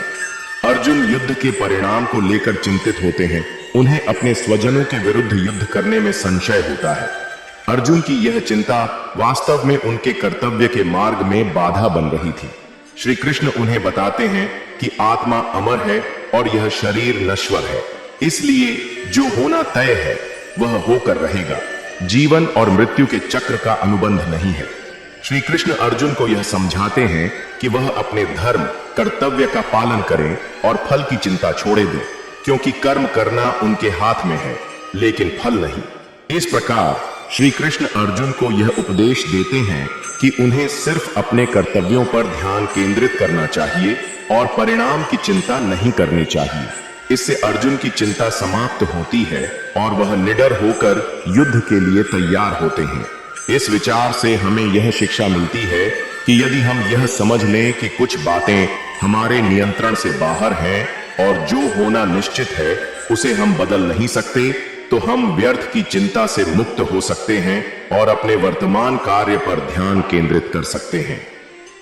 श्रीमद् भगवद गीता का चौथा विचार यह है कि अच्छे कर्म करने के बावजूद भी लोग केवल आपकी बुराइयां ही याद रखेंगे, इसीलिए लोग क्या कहते हैं इस पर ध्यान मत दो, तुम अपना कर्म करते रहो। श्रीमद् भगवद गीता में यह विचार कई बार प्रतिपादित किया गया है कि हमें लोगों की प्रशंसा या आलोचना की परवाह किए बिना अपने कर्तव्यों का पालन करना चाहिए। गीता में श्री कृष्ण अर्जुन से कहते हैं कि तुम्हारा अधिकार केवल कर्म करने में है, उसके फलों में नहीं। इसलिए तुम कर्मों के फल के लिए मत सोचो और ना ही निष्क्रियता की ओर आकर्षित हो। महाभारत के युद्ध के संदर्भ में अर्जुन को इस तथ्य का सामना करना पड़ा कि चाहे वह कितना भी धर्म के अनुसार या अच्छे कर्म क्यों न करें, लोग उनकी आलोचना कर सकते हैं या उनके कार्यों को गलत समझ सकते हैं। उदाहरण के लिए अर्जुन के समक्ष यह द्वंद्व था कि वह अपने ही संबंधियों के खिलाफ युद्ध करे या नहीं। उन्हें यह भय था कि लोग उन्हें कुल के नाश करने वाला कह सकते हैं, लेकिन श्री कृष्ण उनको निर्देश देते हैं कि उन्हें अपने स्वधर्म कर्तव्य का पालन करना चाहिए। समाज के भय या आलोचना की चिंता किए बिना उन्हें अपने युद्ध के धर्म का पालन करना चाहिए, क्योंकि यह उनके लिए कर्तव्य परायणता है। गीता के इस उपदेश से स्पष्ट होता है कि समाज में विभिन्न लोग होते हैं जो अपने अपने दृष्टिकोण से आपके कार्यों का मूल्यांकन करेंगे। चाहे जो भी हो, सच्चे कर्मयोगी को अपने कर्तव्यों का पालन करते रहना चाहिए, बिना इस चिंता के कि लोग क्या कहेंगे। इससे व्यक्ति को मन की शांति मिलती है और वह अपने लक्ष्यों को निडरता से प्राप्त कर सकता है। इस प्रकार यह विचार हमें आश्वस्त करता है कि हम नैतिक और सही कार्य करें, चाहे लोग उसे कैसे भी लें या उसकी व्याख्या करें। श्रीमद् भगवद गीता का 5वां विचार यह है कि ऐसे 3 मार्ग हैं जो आत्मा के पतन की ओर ले जाते हैं। ये काम, क्रोध और लोभ हैं और इनका त्याग करना ही सर्वोत्तम है। श्रीमद् भगवद गीता में श्री कृष्ण ने काम, इच्छा, क्रोध, गुस्सा और लोभ, लालच को आत्मा के पतन का कारण बताया है और इनके त्याग को श्रेष्ठ माना है। इन तीनों गुणों का गीता में कई जगह उदाहरणों के माध्यम से वर्णन किया गया है, जो यह दर्शाते हैं कि कैसे ये आत्मा के पतन की ओर ले जाते हैं। श्री कृष्ण अर्जुन से कहते हैं कि काम, वासना और तृष्णा ही इस संसार में सबसे बड़े शत्रु हैं और यह मन, बुद्धि और आत्मा को आच्छादित कर देते हैं। ये इच्छाएं व्यक्ति के विवेक को ढक लेती हैं और उसे अधर्म के मार्ग पर ले जाती है। दुर्योधन की अपने राज्य विस्तार की अत्यधिक इच्छा ने उसे अधर्म के मार्ग पर चलने के लिए प्रेरित किया। उसने पांडवों के साथ षड्यंत्र रचा, जिससे अंततः महाभारत का युद्ध हुआ और उसके कुल का नाश हो गया। श्री कृष्ण बताते हैं कि इच्छा पूर्ति न होने पर क्रोध उत्पन्न होता है और क्रोध से भ्रम उत्पन्न होता है, जिससे स्मृति का नाश होता है और बुद्धि का पतन होता है। द्रौपदी के चीरहरण के समय पांडवों और कौरवों के बीच उत्पन्न क्रोध ने महायुद्ध की स्थिति उत्पन्न की। दुर्योधन के क्रोध ने उसे विवेकहीन बना दिया, जिससे अंततः उसका और उसके परिवार का सर्वनाश हुआ। लोभ को भी आत्मा के विनाश का कारण माना गया है। यह व्यक्ति को और अधिक पाने की इच्छा में अनिश्चित और असंतोषी बनाता है। शकुनी और दुर्योधन के लालच ने ही पांडवों को छल पूर्वक जुए में हराया। लोभ के कारण उन्होंने धर्म और मर्यादा का उल्लंघन किया, जो महाभारत के युद्ध का एक प्रमुख कारण बना। इन उदाहरणों से स्पष्ट होता है कि काम, क्रोध और लोभ किस प्रकार अंततः नाश का कारण बनते हैं और गीता हमें इनसे मुक्त होने और शांति के मार्ग पर चलने की शिक्षा देती है। श्रीमद् भगवद गीता का 6वां विचार यह है कि अभ्यास से हर चीज को नियंत्रित किया जा सकता है। श्रीमद् भगवद गीता में अभ्यास के माध्यम से नियंत्रण की महत्ता को स्पष्ट रूप से अर्जुन के उदाहरण से समझाया जा सकता है। गीता के अध्याय 6 में अर्जुन ध्यान और मन के नियंत्रण के बारे में प्रश्न उठाते हैं। अर्जुन कहते हैं कि मन बहुत ही चंचल और अस्थिर है और उसे नियंत्रित करना वायु को रोकने जैसा कठिन है। इस पर श्री कृष्ण अर्जुन को उत्तर देते हैं कि मन को वश में करना निश्चित रूप से कठिन है, लेकिन यह अभ्यास, अभ्यासन और वैराग्य, आसक्ति के माध्यम से संभव है। यह उत्तर अर्जुन को प्रेरित करता है कि निरंतर अभ्यास और वैराग्य की भावना के माध्यम से मन को नियंत्रित किया जा सकता है। अभ्यास का अर्थ है नियमित रूप से प्रयास करते रहना और निरंतर अपनी क्षमता को विकसित करना। वैराग्य का अर्थ है सांसारिक वस्तुओं और इच्छाओं से दूरी बनाना, ताकि मन को स्थिरता प्राप्त हो सके। कुरुक्षेत्र के युद्ध में भी अर्जुन ने अपनी आशंकाओं और शंकाओं पर विजय प्राप्त की। यह भी उनके निरंतर अभ्यास और ध्यान का परिणाम था। श्री कृष्ण के मार्गदर्शन में अर्जुन ने अपने मन को नियंत्रित किया और अपने कर्तव्य के पथ पर अग्रसर हुए। इस प्रकार गीता में अर्जुन का उदाहरण हमें सिखाता है कि अभ्यास से हम किसी भी कठिनाई या चुनौती का सामना कर सकते हैं। चाहे मन कितना भी चंचल क्यों न हो, निरंतर अभ्यास से हम उसे नियंत्रित कर सकते हैं और सफलता प्राप्त कर सकते हैं। श्रीमद् भगवद गीता का 7वां विचार यह है कि ज्यादा खुश होने पर और ज्यादा दुखी होने पर निर्णय नहीं लेना चाहिए, क्योंकि यह दोनों परिस्थितियां आपको सही निर्णय नहीं लेने देती हैं। यह विचार हमारे जीवन के कई अनुभवों से मेल खाता है और हमें यह सिखाता है कि अत्यधिक भावनात्मक स्थितियों में निर्णय लेना अक्सर गलत साबित हो सकता है। इसे कुछ उदाहरणों से बेहतर तरीके से समझा जा सकता है। मान लीजिए कि आपने हाल ही में एक बड़ी सफलता प्राप्त की, जैसे कि नौकरी में प्रमोशन या किसी परीक्षा में उच्च अंक। आपकी खुशी के इस चरम पर आप यह तय कर सकते हैं कि अब आपको ज्यादा मेहनत करने की जरूरत नहीं है या आप अपनी मंजिल तक पहुंच चुके हैं। ऐसे फैसले आपके दीर्घकालिक विकास के लिए बाधक हो सकते हैं, क्योंकि अत्यधिक उत्साह में आप यथार्थवादी और विवेकपूर्ण दृष्टिकोण को नजरअंदाज कर सकते हैं। एक और उदाहरण यह हो सकता है कि जब आप किसी व्यक्तिगत या पेशेवर निराशा का सामना करते हैं तो उस समय का निर्णय भी जल्दबाजी में लिया जा सकता है। जैसे कि कोई व्यक्ति रिश्ते में असफलता के बाद यह तय कर ले कि वह अब कभी किसी पर विश्वास नहीं करेगा, या नौकरी में असफल होने पर यह सोच ले कि वह कभी सफल नहीं हो सकता। ऐसे निर्णय आवेग में लिए जाते हैं और भविष्य में खेद का कारण बन सकते हैं। इन उदाहरणों से यह स्पष्ट होता है कि अत्यधिक खुशी या अत्यधिक दुख की स्थिति में हमारी निर्णय लेने की क्षमता प्रभावित हो सकती है। ये भावनाएं हमारे विचारों को धुंधला कर सकती हैं, जिससे हम यथार्थवादी दृष्टिकोण से भटक सकते हैं। इसलिए जब हम भावनात्मक रूप से अत्यधिक प्रभावित हों तो बेहतर होगा कि हम निर्णय लेने से पहले अपने मन को शांत करें और स्थिति पर नए सिरे से निष्पक्ष दृष्टिकोण से विचार करें। यह हमें सही और विवेकपूर्ण निर्णय लेने में मदद करेगा। श्रीमद् भगवद गीता का 8वां विचार यह है कि कोई भी इंसान अपने विश्वास से बनता है। वह जैसा विश्वास करता है उसी के अनुसार बन जाता है।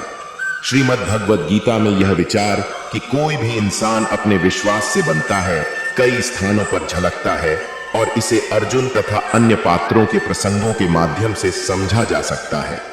विशेष रूप से गीता में श्री कृष्ण विश्वास, श्रद्धा के महत्व को स्पष्ट करते हैं।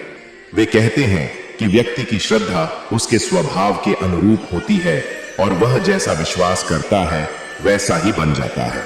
श्री कृष्ण का यह उपदेश इस तथ्य को इंगित करता है कि हमारे विश्वास और श्रद्धा का प्रभाव हमारे आचरण और व्यक्तित्व पर पड़ता है।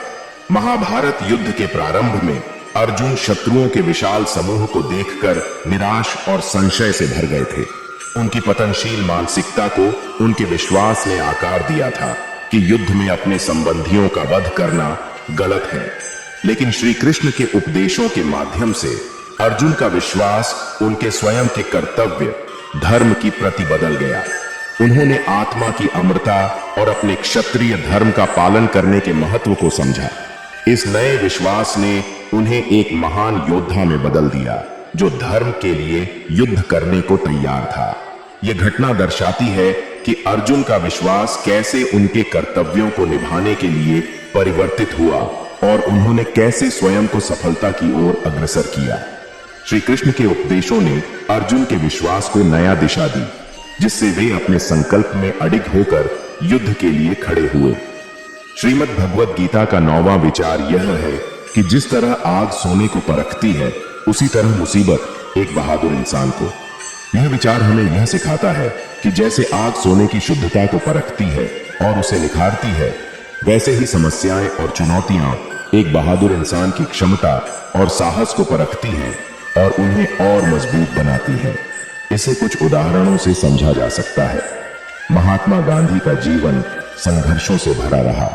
दक्षिण अफ्रीका में रंग भेद का सामना करते हुए उन्होंने अहिंसात्मक प्रतिरोध की नीति विकसित की।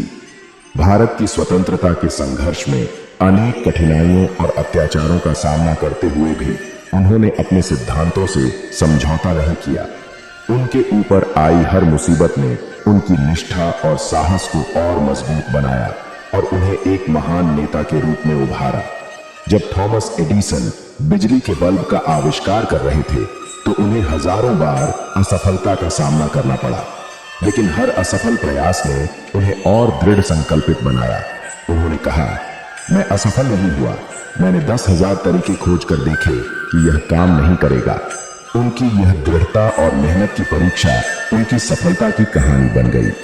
मदर टेरेसा ने गरीबों और रोगियों की सेवा में अपना जीवन समर्पित किया, जहां उन्हें अनेक सामाजिक और आर्थिक समस्याओं का सामना करना पड़ा। उनके सामने आई हर मुश्किल ने उनके सेवा भाव और समर्पण को और अधिक सशक्त किया, जिससे वे दुनिया भर में मानवता की प्रतीक बन गई। इन उदाहरणों से स्पष्ट होता है कि जैसे सोना आग में तपकर अपनी शुद्धता और चमक प्राप्त करता है, वैसे ही बहादुर व्यक्ति संघर्षों और मुसीबतों का सामना करके अधिक मजबूत और सक्षम बनते हैं। चुनौतियां उन्हें परीक्षण में डालती हैं, परंतु यह उनके साहस, धैर्य और आत्मविश्वास को और अधिक मजबूती देती है। श्रीमद् भगवद गीता का 10वां विचार यह है कि जो मनुष्य फल की इच्छा का त्याग करके केवल कर्म पर ध्यान देता है, वह अवश्य ही जीवन में सफल होता है। यह विचार कि जो मनुष्य फल की इच्छा का त्याग करके केवल कर्म पर ध्यान देता है, वह अवश्य ही जीवन में सफल होता है, हमारे जीवन में कई तरीकों से पाया जा सकता है। इसे कुछ व्यावहारिक उदाहरणों के माध्यम से समझा जा सकता है। वैज्ञानिकों का कार्य लंबी अवधि की खोज और अनुसंधान पर आधारित होता है। उदाहरण के लिए, थॉमस एडिसन ने बिजली के बल्ब का आविष्कार करने से पहले हजारों प्रयोग किए। उनका लक्ष्य केवल ज्ञान प्राप्त करना और अपने अनुसंधान को पूरा करना था, न कि तुरंत सफलता प्राप्त करना। यह उनकी अडिगता और फल की चिंता से मुक्त होकर किए गए प्रयोगों का ही परिणाम था कि वे अंततः सफल हुए। इस उदाहरण से यह स्पष्ट होता है कि जब हम केवल अपने कर्म पर ध्यान केंद्रित करते हैं और फल की इच्छा से मुक्त हो जाते हैं, तो हम संतुष्टि, शांति और अंततः सफलता प्राप्त करते हैं। ऐसा इसलिए है क्योंकि हमारी ऊर्जा और ध्यान पूरी तरह से उस कार्य पर केंद्रित हो जाता है जिसमें हम संलग्न होते हैं, और यह गुणवत्ता और उत्कृष्टता को सहज रूप से सामने लाता है। श्रीमद् भगवद गीता का 11वां विचार यह है कि परिवर्तन संसार का नियम है। समय के साथ संसार में हर चीज परिवर्तन के नियम का पालन करती है। हमारे जीवन और प्रकृति के हर पहलू में स्पष्ट रूप से देखा जा सकता है। इसे कुछ उदाहरणों से समझा जा सकता है। प्रकृति में बदलाव लगातार होता रहता है। ऋतुओं का परिवर्तन इसका एक अच्छा उदाहरण है। सर्दी, गर्मी, वर्षा, ये सभी ऋतुएं अपने समयानुसार आती जाती रहती हैं। इसी तरह पौधे का अंकुरित होना, बढ़ना, फूलना और फिर मुरझा जाना भी प्राकृतिक परिवर्तन का हिस्सा है। मनुष्य का जीवन भी परिवर्तन के नियम का अनुसरण करता है। एक बच्चा धीरे धीरे बढ़ता है, वयस्क होता है और अंततः वृद्धावस्था को प्राप्त करता है। इसके साथ ही हमारे विचार, रुचियां और आदतें समय के साथ बदलती रहती हैं। हम अनुभवों से सीखते हैं और अपने दृष्टिकोण को परिवर्तित करते हैं। इस उदाहरण से यह स्पष्ट है कि परिवर्तन अटल है और हर चीज समय के साथ बदलती रहती है। यह हमें यह सिखाता है कि हमें लचीलापन अपनाकर इन परिवर्तनों के साथ खुद को ढालना चाहिए, ताकि हम जीवन में आने वाली नई परिस्थितियों और चुनौतियों का सामना कर सकें। श्रीमद् भगवद गीता का 12वां विचार यह है कि इंसान हमेशा अपने भाग्य को कोसता है, यह जानते हुए भी कि भाग्य से भी ऊंचा उसका कर्म है जो उसके स्वयं के हाथों में है। यह विचार इस सच्चाई को उजागर करता है कि जबकि भाग्य हमारी परिस्थितियों में एक भूमिका निभा सकता है, हमारे कर्म, कार्य और प्रयास हमें हमारी जीवन की दिशा तय करने की अधिक शक्ति और नियंत्रण देते हैं। इसे कुछ जीवन के उदाहरणों से बेहतर समझा जा सकता है। एक छात्र गरीब परिवार से ताल्लुक रख सकता है और यह सोच सकता है कि उसका भाग्य उसके जीवन को सीमित करता है, लेकिन अगर वह अपने अध्ययन में निरंतरता और परिश्रम से जुटा रहता है, तो वह अपने ज्ञान और कौशल के बल पर छात्रवृत्तियां और अच्छे करियर के अवसर प्राप्त कर सकता है। यहां कर्म की प्रधानता भाग्य से ऊपर होती है।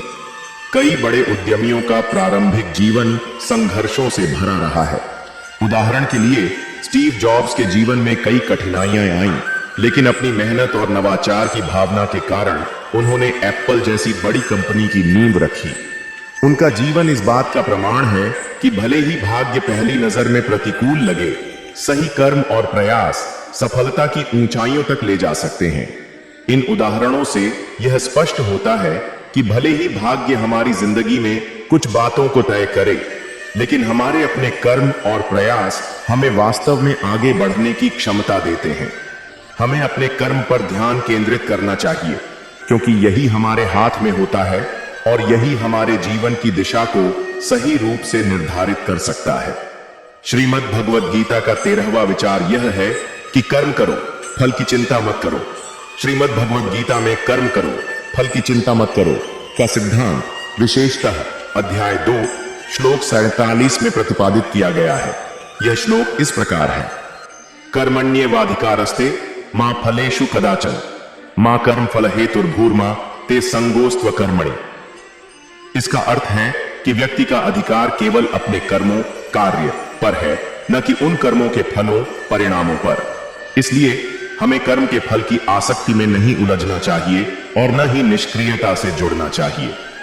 महाभारत के युद्ध के प्रारंभ में अर्जुन युद्ध के मैदान में संशय और कर्तव्य के द्वंद्व में फंस जाते हैं।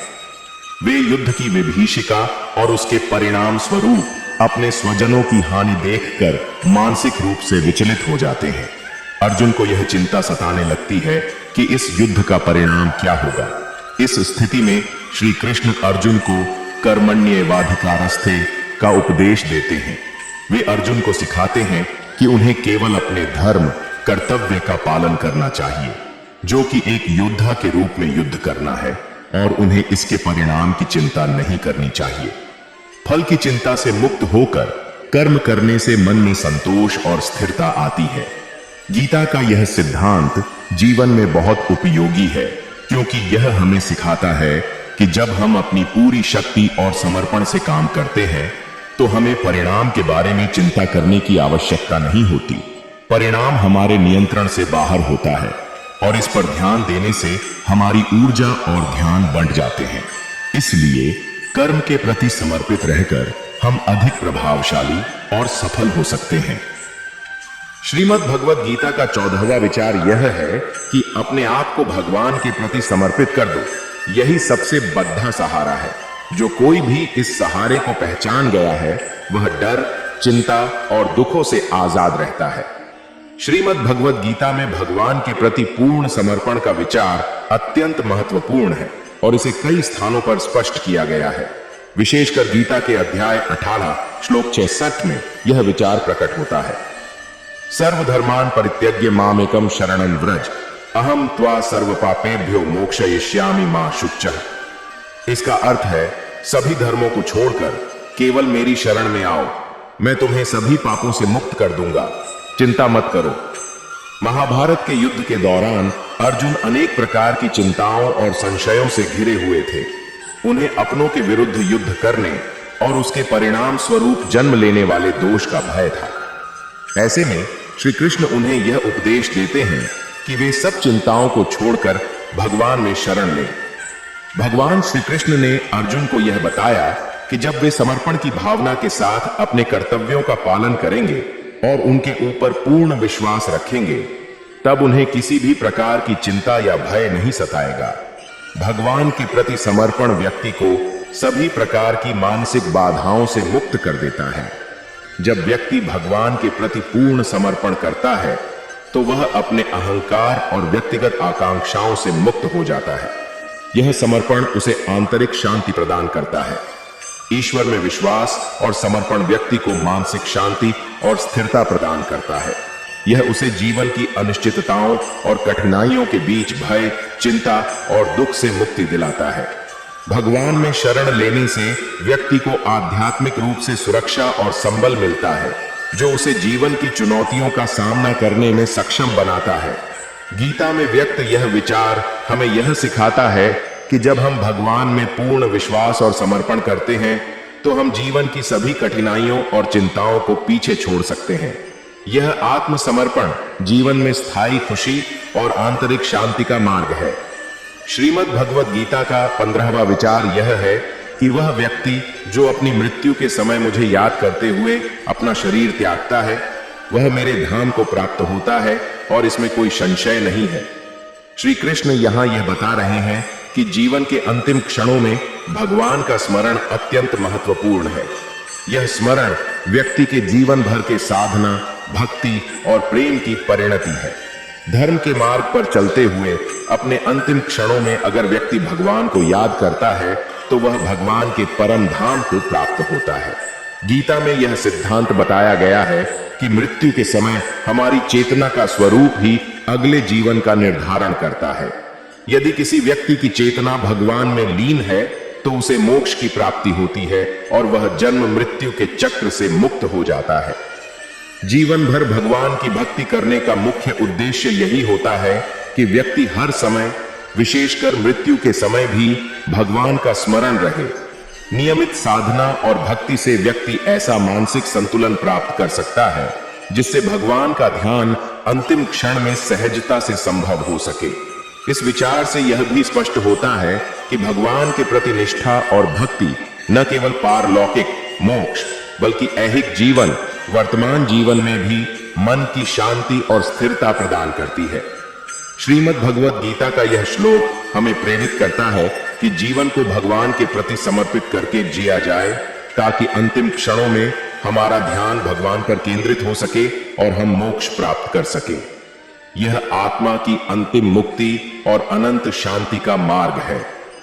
श्रीमद् भगवद गीता का 16वां विचार यह है कि अभिमान नहीं होना चाहिए कि मुझे किसी की जरूरत नहीं पड़ेगी और यह वहम भी नहीं होना चाहिए कि सबको मेरी जरूरत पड़ेगी। श्रीमद् भगवद गीता में अहंकार और मोह का विषय कई स्थानों पर चर्चा गया है। गीता यह सिखाती है कि दोनों ही, अहंकार और यह भ्रम कि हम अनिवार्य हैं, हमें हमारे सच्चे मार्ग से भटका सकते हैं। भगवद गीता के अध्याय 2 से लेकर अध्याय 18 तक श्री कृष्ण अहंकार के त्याग पर बल देते हैं। वे अर्जुन को यह समझाते हैं कि अहंकार मनुष्य को भटकाता है और आत्मज्ञान से दूर करता है। जैसे कि गीता के अध्याय 16 श्लोक 4 में श्री कृष्ण अहंकार को आसुरी गुणों में से एक बताते हैं जिसका परित्याग करने की आवश्यकता है।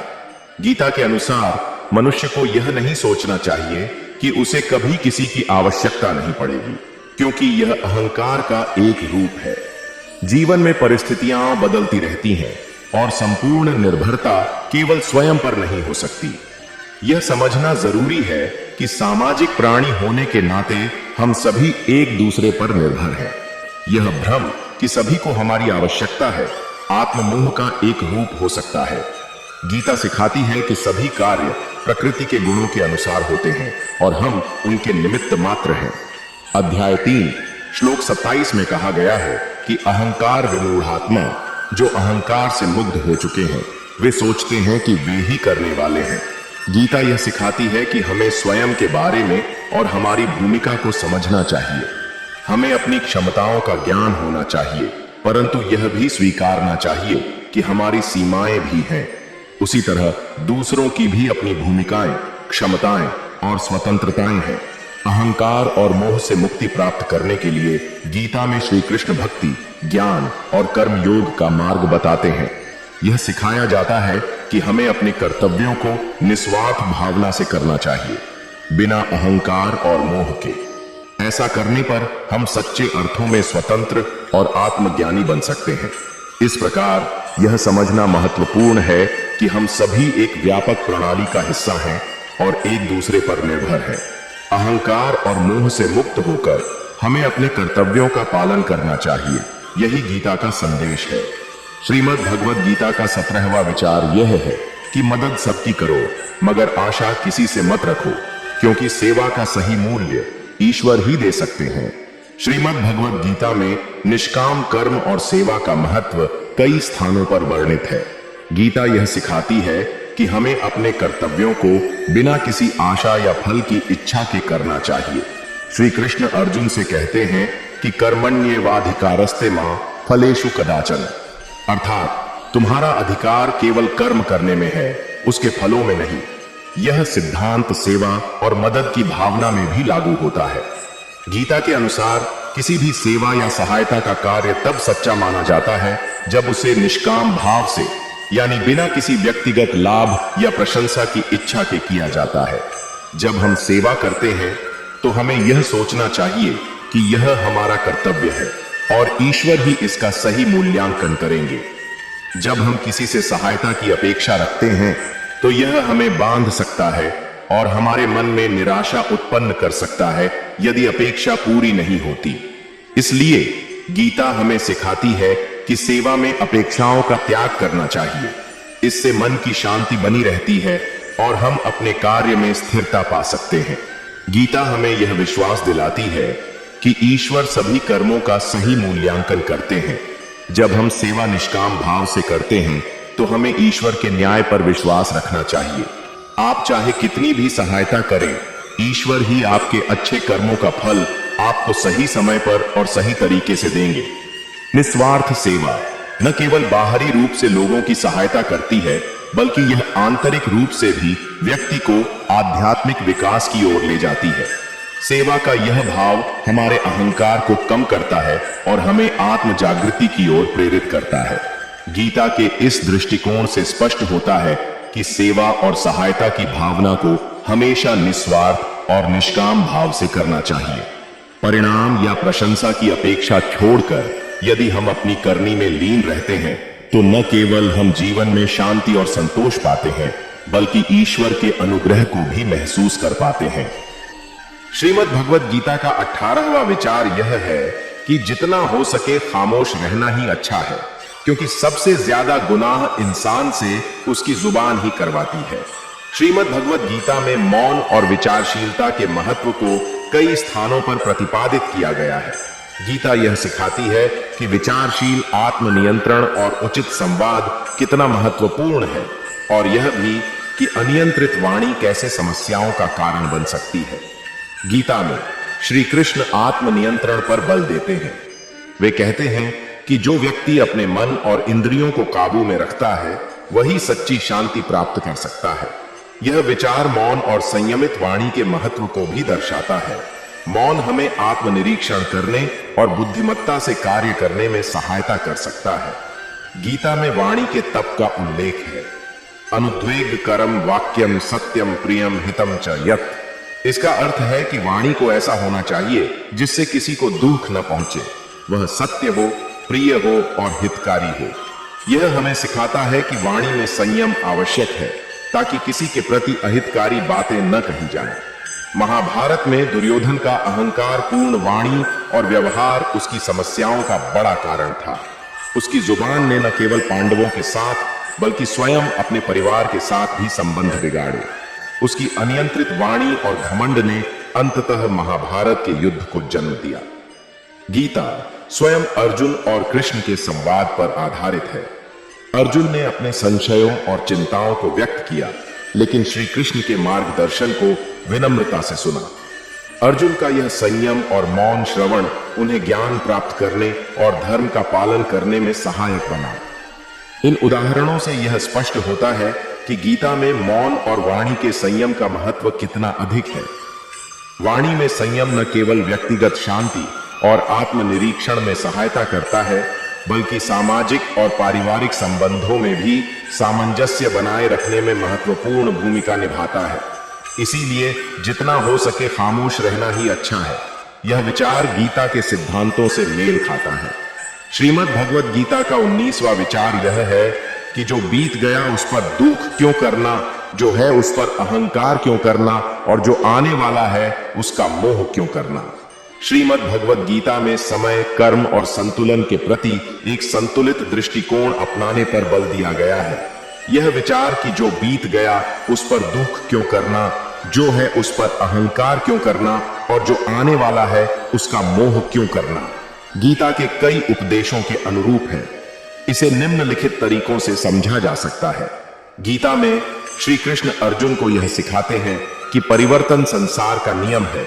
जैसे आत्मा इस शरीर में बचपन, यौवन और वृद्धावस्था को अनुभव करती है, वैसे ही मृत्यु के बाद नए शरीर को प्राप्त करती है।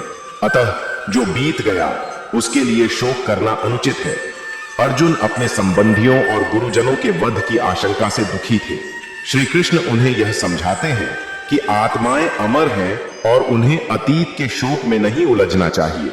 गीता में श्री कृष्ण कहते हैं कि सभी कार्य प्रकृति के गुणों द्वारा होते हैं, लेकिन अहंकार से भ्रमित व्यक्ति सोचता है कि वह करता है। इसलिए जो कुछ भी हमारे पास है या हम करते हैं उस पर अहंकार करना उपयुक्त नहीं है, क्योंकि यह सब प्रकृति और भगवान के कारण है। अर्जुन को अपने वीरता पर अहंकार नहीं था, बल्कि वह अपने क्षत्रिय धर्म का पालन करने के लिए समर्पित था। गीता में यह सिखाया गया है कि भविष्य का अत्यधिक मोह व्यक्ति को वर्तमान कर्तव्यों से विचलित कर सकता है।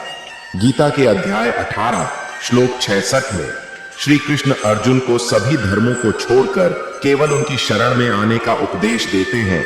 यह भविष्य की चिंताओं को त्याग कर वर्तमान में धर्म के पालन का संदेश है। अर्जुन को भविष्य की जी हार की चिंता को त्याग कर युद्ध के धर्म का पालन करना पड़ा। श्री कृष्ण ने उन्हें विश्वास दिलाया कि जब वे कर्तव्य पर ध्यान देंगे तो भगवान स्वयं उनके साथ होंगे। इन शिक्षाओं के माध्यम से गीता हमें यह सिखाती है कि हमें अतीत के दुख, वर्तमान के अहंकार और भविष्य के मोह से ऊपर उठकर संपूर्ण समर्पण और धारणा के साथ अपने कर्तव्यों का पालन करना चाहिए। यह जीवन में संतुलन और शांति की ओर ले जाता है। श्रीमद् भगवद गीता का 20वां विचार यह है कि नकारात्मक विचारों का आना तय है, लेकिन यह आप पर निर्भर करता है कि आप उन्हें महत्व देते हैं या फिर अपने सकारात्मक विचारों पर ही ध्यान लगाए रहते हैं।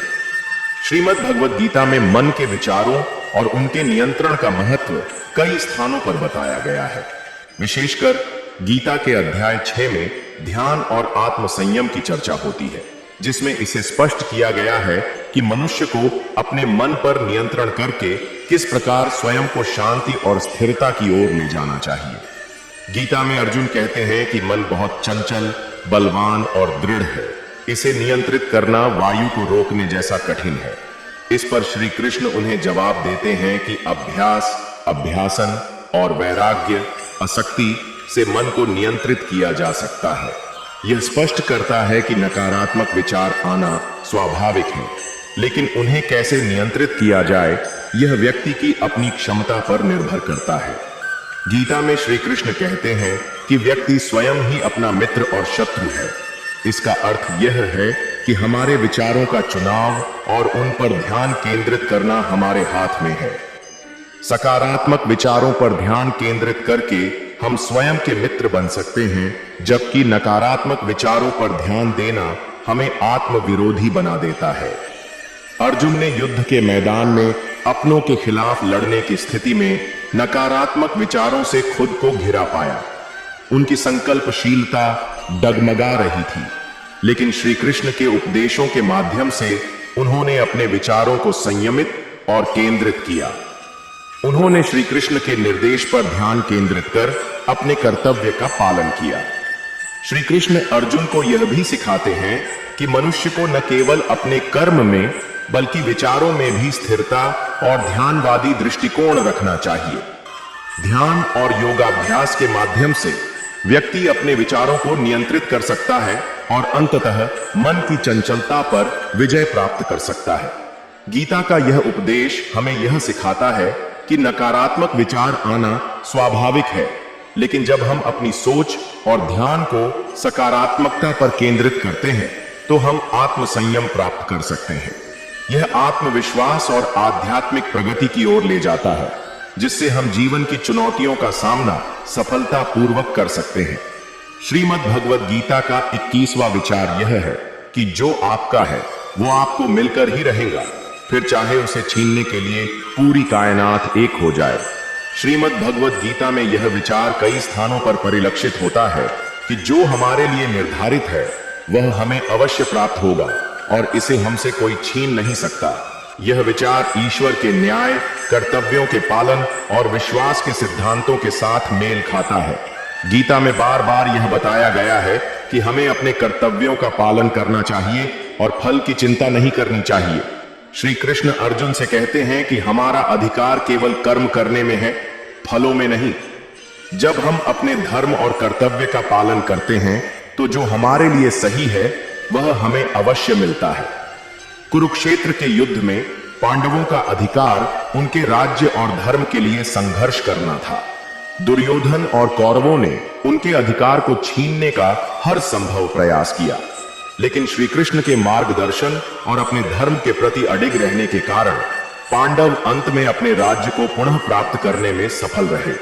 यह घटनाक्रम यह दर्शाता है कि जब हमारा उद्देश्य सत्य और धर्म के प्रति होता है तो हमें उसका सही फल जरूर मिलता है, भले ही पूरी प्रकृति हमारे विरुद्ध क्यों न हो। गीता के माध्यम से श्री कृष्ण यह भी सिखाते हैं कि ईश्वर का भाव हमारे जीवन के मार्ग को निर्धारित करता है। जब हम ईश्वर पर विश्वास रखते हैं तो हमें यह समझ में आता है कि हर घटना का एक कारण और समय होता है और ईश्वर हमारे लिए सर्वोत्तम का चयन करते हैं।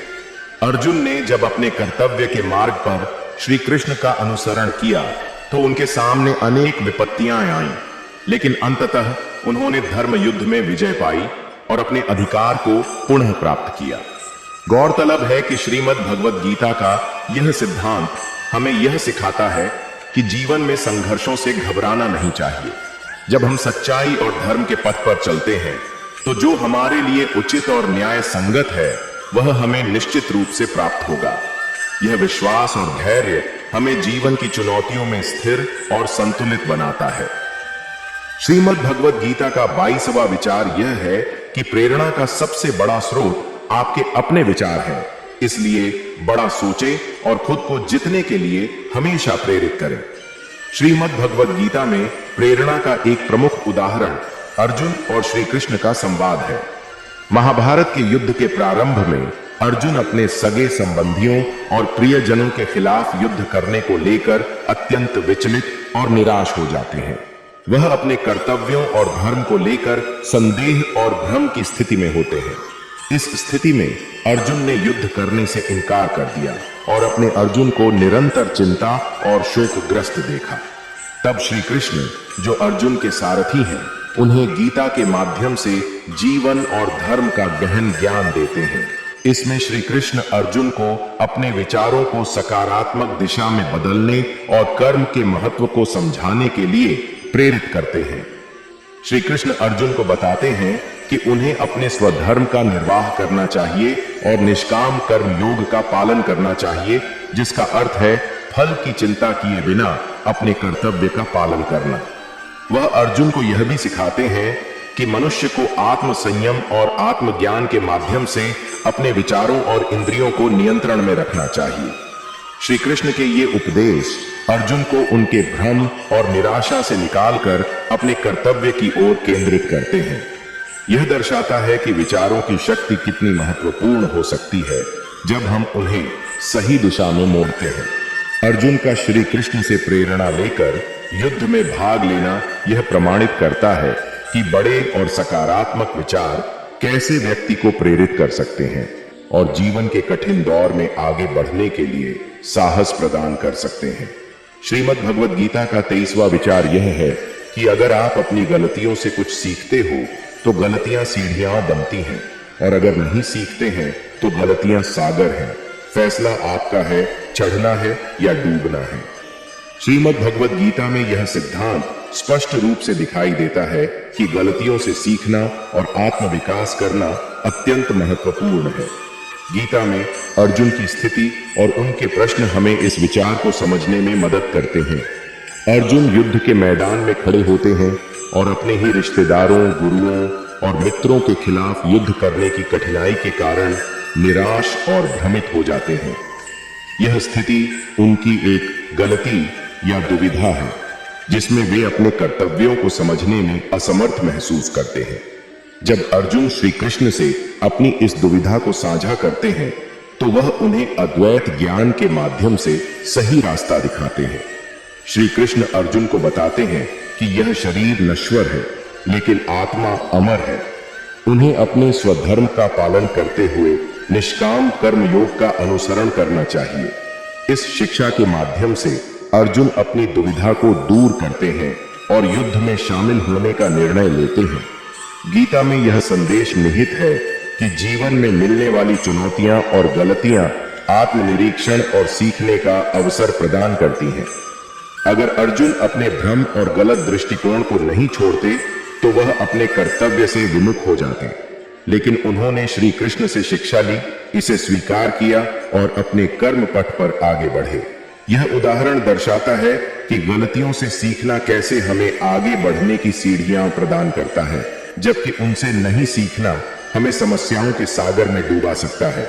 जीवन में हमें चुनना होता है कि हम अपनी गलतियों से क्या सीखते हैं और उस ज्ञान का उपयोग कैसे करते हैं। श्रीमद् भगवद गीता का 24वां विचार यह है कि इस दुनिया में कोई भी पूरी तरह से सही नहीं है, इसलिए लोगों की अच्छाइयों को देखकर उनके साथ अच्छे रिश्ते बनाएं।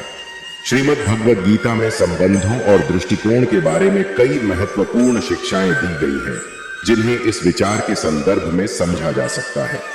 एक प्रमुख उदाहरण श्री कृष्ण की सार्वभौमिक दृष्टि है, जो सभी प्राणियों में एक समान चैतन्य को देखती है। गीता के 9वें अध्याय में श्री कृष्ण अर्जुन से कहते हैं कि एक सच्चा योगी वह है जो सभी जीवों को समान दृष्टि से देखता है। वे सभी में विद्यमान परमात्मा को समझते हैं और इस सार्वभौमिक दृष्टिकोण के कारण सभी के प्रति प्रेम और सम्मान का भाव रखते हैं। श्री कृष्ण अर्जुन को यह समझाने की कोशिश करते हैं कि प्रत्येक व्यक्ति के भीतर अच्छाई होती है, क्योंकि वे सभी उसी दिव्य ऊर्जा का हिस्सा होते हैं। इसके अलावा गीता में कहा गया है कि मनुष्य को दूसरों में ईश्वर की उपस्थिति को देखकर उनके गुणों को पहचानना चाहिए और उन्हें उनका उचित सम्मान देना चाहिए। जब हम दूसरों की अच्छाइयों पर ध्यान केंद्रित करते हैं तो हमारे संबंधों में सौहार्द रहता है और नकारात्मकता का प्रभाव कम होता है। गीता का यह संदेश है कि हमें सभी के प्रति सहिष्णुता और करुणा का व्यवहार करना चाहिए। किसी की कमियों पर ध्यान देने की बजाय उनके गुणों और सकारात्मक पक्ष को देखना चाहिए। इसी दृष्टिकोण से हम दूसरों के साथ सार्थक और सकारात्मक संबंध बना सकते हैं। इस प्रकार श्रीमद् भगवद गीता यह सिखाती है कि सही दृष्टिकोण और खुले मन से देखने पर हम सभी में अच्छाई और समानता देख सकते हैं, जिससे रिश्ते मजबूत और खुशहाल बनते हैं। श्रीमद् भगवद गीता का 25वां विचार यह है कि मानव कल्याण ही भगवद गीता का प्रमुख उद्देश्य है, इसलिए मनुष्य को अपने कर्तव्यों का पालन करते समय मानव कल्याण को प्राथमिकता देनी चाहिए। श्रीमद् भगवद गीता में मानव कल्याण का प्रमुख स्थान है और यह विभिन्न अध्यायों में अर्जुन और श्री कृष्ण के संवादों के माध्यम से व्यक्त किया गया है। इसे समझने के लिए हम कुछ विशेष संदर्भों को देख सकते हैं। एक प्रमुख उदाहरण गीता के 3रे अध्याय में कर्म योग की चर्चा है। श्री कृष्ण अर्जुन से कहते हैं कि प्रत्येक मनुष्य का यह कर्तव्य है कि वह अपने सामाजिक और व्यक्तिगत दायित्वों का निर्वहन इस दृष्टि से करे कि उसके कर्मों का लाभ अधिक से अधिक लोगों को मिले। यहाँ निष्काम कर्म योग की अवधारणा यह बताती है कि व्यक्ति को अपने कार्यों को बिना किसी स्वार्थ के मानव कल्याण के लिए करना चाहिए। श्री कृष्ण कहते हैं, कर्मण्येवाधिकारस्ते मा फलेषु कदाचन। तुम्हारा कर्म करने का अधिकार है, लेकिन फल की चिंता के बिना। इसका उद्देश्य यह है कि कर्म करते समय मनुष्य को समाज और मानव कल्याण को प्राथमिकता देनी चाहिए, न कि केवल व्यक्तिगत लाभ को। इसके अतिरिक्त गीता यह भी सिखाती है कि एक अच्छे राजा या नेता का कर्तव्य है कि वह समाज के कल्याण के लिए कार्य करे। राजधर्म का पालन करते हुए उन्हें न केवल व्यक्तिगत शक्ति और समृद्धि का ध्यान रखना चाहिए, बल्कि हर प्रजा के कल्याण को भी सुनिश्चित करना चाहिए। इस प्रकार गीता के अनुसार मानव कल्याण का विचार सामाजिक और व्यक्तिगत कर्तव्यों का अभिन्न अंग है। समाज और दूसरों की भलाई के लिए किए गए कार्य न केवल व्यक्तिगत मुक्ति का मार्ग प्रशस्त करते हैं, बल्कि सामूहिक समृद्धि और शांति का भी आधार बनते हैं। इस दृष्टिकोण से गीता का संदेश अत्यंत प्रासंगिक है। आत्म कल्याण और मानव कल्याण में कोई विरोधाभास नहीं है, बल्कि वे एक दूसरे के पूरक हैं। श्रीमद् भगवद गीता का 26वां विचार यह है कि मनुष्य को स्वयं अपना उद्धार करना चाहिए, न कि स्वयं को नीचे गिराना चाहिए। क्योंकि आत्मा ही मनुष्य की मित्र है और आत्मा ही उसका शत्रु। श्रीमद् भगवद गीता के 6ठे अध्याय में यह विचार स्पष्ट रूप से प्रस्तुत किया गया है। यहाँ श्री कृष्ण अर्जुन को बताते हैं कि आत्म संयम और आत्मज्ञान के माध्यम से मनुष्य स्वयं अपना उद्धार कर सकता है। श्री कृष्ण कहते हैं, उद्धरेदात्मना त्मानं न आत्मानं वसादये आत्मैव ह्यात्मनो बंधुरात्मैव रिपुरात्मनः। अनुवादित अर्थ है, मनुष्य स्वयं के द्वारा ही अपना उद्धार करे और स्वयं को नीचे न गिराए, क्योंकि आत्मा स्वयं का मित्र भी है और शत्रु भी। इस श्लोक में बताया गया है कि मनुष्य का सबसे बड़ा मित्र और सबसे बड़ा शत्रु स्वयं उसकी आत्मा है। जब मनुष्य स्वयं को नियंत्रित करता है, अनुशासन में रहता है और स्वज्ञान की प्राप्ति करता है, तो उसकी आत्मा उसका मित्र बन जाती है। इसके विपरीत यदि वह अपने मन और इंद्रियों पर नियंत्रण नहीं रखता, तो वही आत्मा उसका शत्रु बन सकती है। गीता में आत्म संयम और स्वाध्याय की महत्ता को स्पष्ट करते हुए यह शिक्षा दी गई है कि हमें बाहरी परिस्थितियों को दोष देने के बजाय अपने भीतर के संघर्षों और कमजोरियों को पहचानकर उनका समाधान करना चाहिए। आत्म उद्धार का अर्थ है अपनी सोच, कार्य और व्यवहार को ऐसा बनाना कि हम अपने और दूसरों के लिए लाभदायक हो सकें। इस प्रकार गीता का यह संदेश हमें प्रेरित करता है कि हम आत्म स्वीकृति, आत्मनिरीक्षण और आत्मविश्वास के माध्यम से अपने जीवन का संचालन करें, जिससे हम अपने सच्चे मित्र बन सकें और अपने जीवन का उच्चतम उद्देश्य प्राप्त कर सकें। श्रीमद् भगवद गीता का 27वां विचार यह है कि मनुष्य को सदैव अपनी वाणी पर संयम रखना चाहिए, क्योंकि वाणी के द्वारा दिए गए घाव कभी नहीं भरते हैं। श्रीमद् भगवद गीता में वाणी पर संयम के महत्व को विभिन्न संदर्भों में समझाया गया है। गीता के 17वें अध्याय में श्री कृष्ण 3 प्रकार की तपस्या, शारीरिक, वाचिक और मानसिक का वर्णन करते हैं, जिसमें वाचिक तपस्या अर्थात वाणी का संयम भी शामिल है। श्री कृष्ण कहते हैं, अनुद्वेगकरम वाक्यम सत्यम प्रियम हितम च यत् स्वाध्यायाभ्यसनम चैव वाङ्मयम तप उच्यते। इस श्लोक का अर्थ है, जो वाणी उद्वेग, व्याकुलता न उत्पन्न करने वाली, सत्य, प्रिय और हितकारी हो और जो स्वाध्याय और अभ्यास से युक्त हो, उसे वाचिक तप कहते हैं। यहाँ श्री कृष्ण अर्जुन को सिखाते हैं कि वाणी को ऐसा होना चाहिए जो दूसरों के लिए न उपद्रवकारी हो, न ही किसी को आहत करे। सत्य और प्रिय शब्दों का उपयोग ही सच्चे वाचिक तप को प्रमाणित करता है। वाणी का संयम व्यक्ति के भीतर शांति और समाज में सद्भावना को बढ़ावा देने में सहायक होता है। कटु वचन या असत्य भाषण मनुष्य के संबंधों को क्षति पहुंचा सकते हैं, जो लंबे समय तक मन को कष्ट दे सकते हैं। इसलिए गीता में वाणी के संयम को महत्वपूर्ण तपस्या के रूप में देखा गया है। इस प्रकार गीता का संदेश है कि मनुष्य को अपनी वाणी पर संयम रखना चाहिए, क्योंकि सही वाणी न केवल हमारे अंदर की चेतना को शुद्ध करती है, बल्कि हमारे आसपास के वातावरण को भी सकारात्मक और सामंजस्य पूर्ण बनाती है। संयमित वाणी का अभ्यास आत्म विकास और सामाजिक सौहार्द दोनों के लिए अनिवार्य है। श्रीमद् भगवद गीता का 28वां विचार यह है कि जिस व्यक्ति का मन अपने आप में स्थिर और संतुलित है, जो न किसी चीज से आकर्षित होता है और न किसी चीज से घृणा करता है, वही सच्चे आनंद और शांति का अनुभव करता है।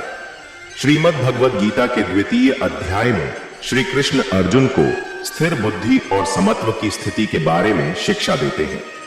यह वह स्थिति है जब व्यक्ति बाहरी प्रभावों से अप्रभावित रहता है और आंतरिक शांति का अनुभव करता है। श्री कृष्ण कहते हैं, दुःखेष्वनुद्विग्न मना सुखेषु विगत स्पृह वीतराग भय क्रोध स्थित धीर मुनिरुच्यते। इस श्लोक का अर्थ है, जो व्यक्ति दुखों में व्याकुल नहीं होता, सुख में जिसका अनुराग नहीं होता, जो राग भय और क्रोध से रहित है, वह स्थिर बुद्धि व्यक्ति कहलाता है। यहाँ श्री कृष्ण इस बात पर बल देते हैं कि मन का स्थिर और संतुलित होना अत्यंत आवश्यक है। ऐसा व्यक्ति न तो सुख में अत्यधिक आकर्षित होता है और न ही दुख में घृणा या भय करता है। उसका मन सदैव स्थिर और संरहित रहता है।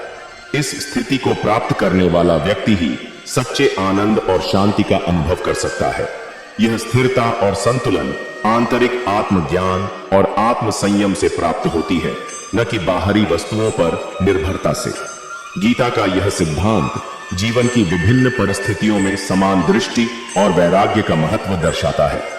एक स्थिर और संतुलित व्यक्ति माया जगत के आकर्षण और विकर्षण से परे होता है और आंतरिक आनंद और शांति को प्राप्त करता है। इस प्रकार गीता का संदेश है कि सच्चा आनंद और शांति उसी व्यक्ति को मिलती है जो अपने मन को स्थिर और संतुलित रखता है, जो न किसी वस्तु या अनुभव से मोहित होता है और न किसी से घृणा करता है। श्रीमद् भगवद गीता का 29वां विचार यह है कि जो व्यक्ति कठिनाइयों और विपत्तियों में धैर्य नहीं खोता और सफलता में अहंकार नहीं करता, वही व्यक्ति भगवान के सबसे प्रिय होता है। संतुलित और शांत मन ही सच्ची शक्ति है। श्रीमद् भगवद गीता में श्री कृष्ण अनेक स्थलों पर ऐसे गुणों का वर्णन करते हैं जो भगवान के प्रति प्रिय व्यक्ति में पाए जाते हैं। 18वें अध्याय में श्री कृष्ण अर्जुन को उन गुणों के बारे में बताते हैं जो व्यक्ति को प्रिय बनाते हैं, जैसे कि धैर्य, विनम्रता और समता। श्री कृष्ण कहते हैं, द्वंद्वातीतः सुख दुख संजैर गच्छन्त्यर्थम षड्विधम सुलभ संसारोत्थम दुख योग विरक्तम न तन्मया। इसका भावार्थ है कि व्यक्ति को द्वंद्वों, सुख दुख, हानि लाभ आदि के परे जाकर संभाव में स्थित होना चाहिए। जीवन में कठिनाइयों का सामना धैर्य पूर्वक करना और सफलताओं में अहंकार से मुक्त रहना ही संतुलित जीवन का आधार है। इसके अलावा 12वें अध्याय में भक्त के लक्षणों का वर्णन करते हुए श्री कृष्ण कहते हैं कि जो व्यक्ति सभी परिस्थितियों में संतुलित रहता है, जो न किसी से अत्यधिक प्रेम करता है और न किसी से अत्यधिक द्वेष करता है, वह भगवान का प्रिय होता है। ये गुण यह दर्शाते हैं कि संतुलित और शांत मन के साथ जीवन जीने वाला व्यक्ति ही सच्ची आंतरिक शक्ति और शांति का अनुभव कर सकता है। यह संतुलन उसे हर परिस्थिति में धैर्यवान बनाए रखता है और सफलता के क्षणों में अहंकार से दूर रखता है। इस प्रकार गीता का संदेश है कि धैर्य और समता से युक्त होना और अहंकार से मुक्त रहना भगवान को प्रिय बनाता है। ऐसा व्यक्ति सच्ची शक्ति और आनंद का अनुभव करता है, क्योंकि वह आंतरिक संभाव में स्थित रहता है। श्रीमद् भगवद गीता का 30वां विचार यह है कि हर व्यक्ति अपने कर्मों से बंधा हुआ है। अपने कर्मों को त्याग कर या उनसे भागकर मुक्ति नहीं मिल सकती। मुक्ति केवल अपने कर्मों को भगवान के चरणों में समर्पित करके ही संभव है। श्रीमद् भगवद गीता के 3 अध्याय में श्री कृष्ण कर्म योग का विस्तृत वर्णन करते हैं और यह समझाते हैं कि कैसे व्यक्ति कर्मों से बंधा होता है और उन्हें कैसे ट्रांसेंडेंट किया जा सकता है। श्री कृष्ण स्पष्ट करते हैं कि कोई भी व्यक्ति अपने कर्मों से बच नहीं सकता, क्योंकि कर्म करना जीवन का स्वभाव है। मानव शरीर के होते हुए कर्म का त्याग करना संभव नहीं है, इसलिए श्री कृष्ण निष्काम कर्म योग का मार्ग सुझाते हैं। उन्हें अर्जुन को यह कहते हुए उद्धृत किया जाता है, सत्वानुरूपा सर्वस्य श्रद्धा भवति भारत, श्रद्धामयोऽयं पुरुषो यो यच्छ्रद्धा स एव स। इसका अर्थ है कि सभी मनुष्य अपने स्वभाव से प्रेरित होकर कर्म करते हैं। जब व्यक्ति अपने कर्मों को भगवान के प्रति समर्पित करता है तो वह उन कर्मों के फलों से बंधा नहीं रहता। गीता के संदेश का मनुष्य के जीवन पर बहुत गहरा प्रभाव पड़ता है। श्री कृष्ण अर्जुन को यह सिखाते हैं कि कर्म का त्याग करने से मुक्ति नहीं मिलती, बल्कि मुक्ति तभी संभव होती है जब हम अपने सभी कार्य भगवान को समर्पित करके बिना फल की चिंता किए उन्हें पूरा करते हैं। कर्मों को भगवान के चरणों में समर्पित करने का तात्पर्य यह है कि हम अपने कर्तव्यों को पूरी निष्ठा और सच्चाई से निभाएं, लेकिन उनके परिणाम की आसक्ति से मुक्त रहें। ऐसा करने से व्यक्ति धीरे धीरे कर्म बंधनों से मुक्त होकर आत्मा की शुद्धता को प्राप्त करता है। इस प्रकार गीता का संदेश है कि कर्म से भागने के बजाय उसे ईश्वर के प्रति समर्पित करना ही सच्ची मुक्ति का मार्ग है। यह व्यक्ति को अपने जीवन में सच्चे अर्थ और शांति की प्राप्ति करता है। भागवत गीता विचार में हमारे साथ जुड़ने के लिए धन्यवाद। याद रखें, आत्म खोज और आध्यात्मिक ज्ञान की यात्रा निरंतर चलने वाली है। जैसे जैसे आप गीता की शिक्षाओं को और गहराई से समझते जाएंगे, उन्हें आपके जीवन में अधिक सामंजस्य और समझदारी की दिशा में मार्गदर्शन करने दें। अगली बार तक ज्ञान की खोज करते रहें और प्रेरित रहें। जय श्री कृष्ण।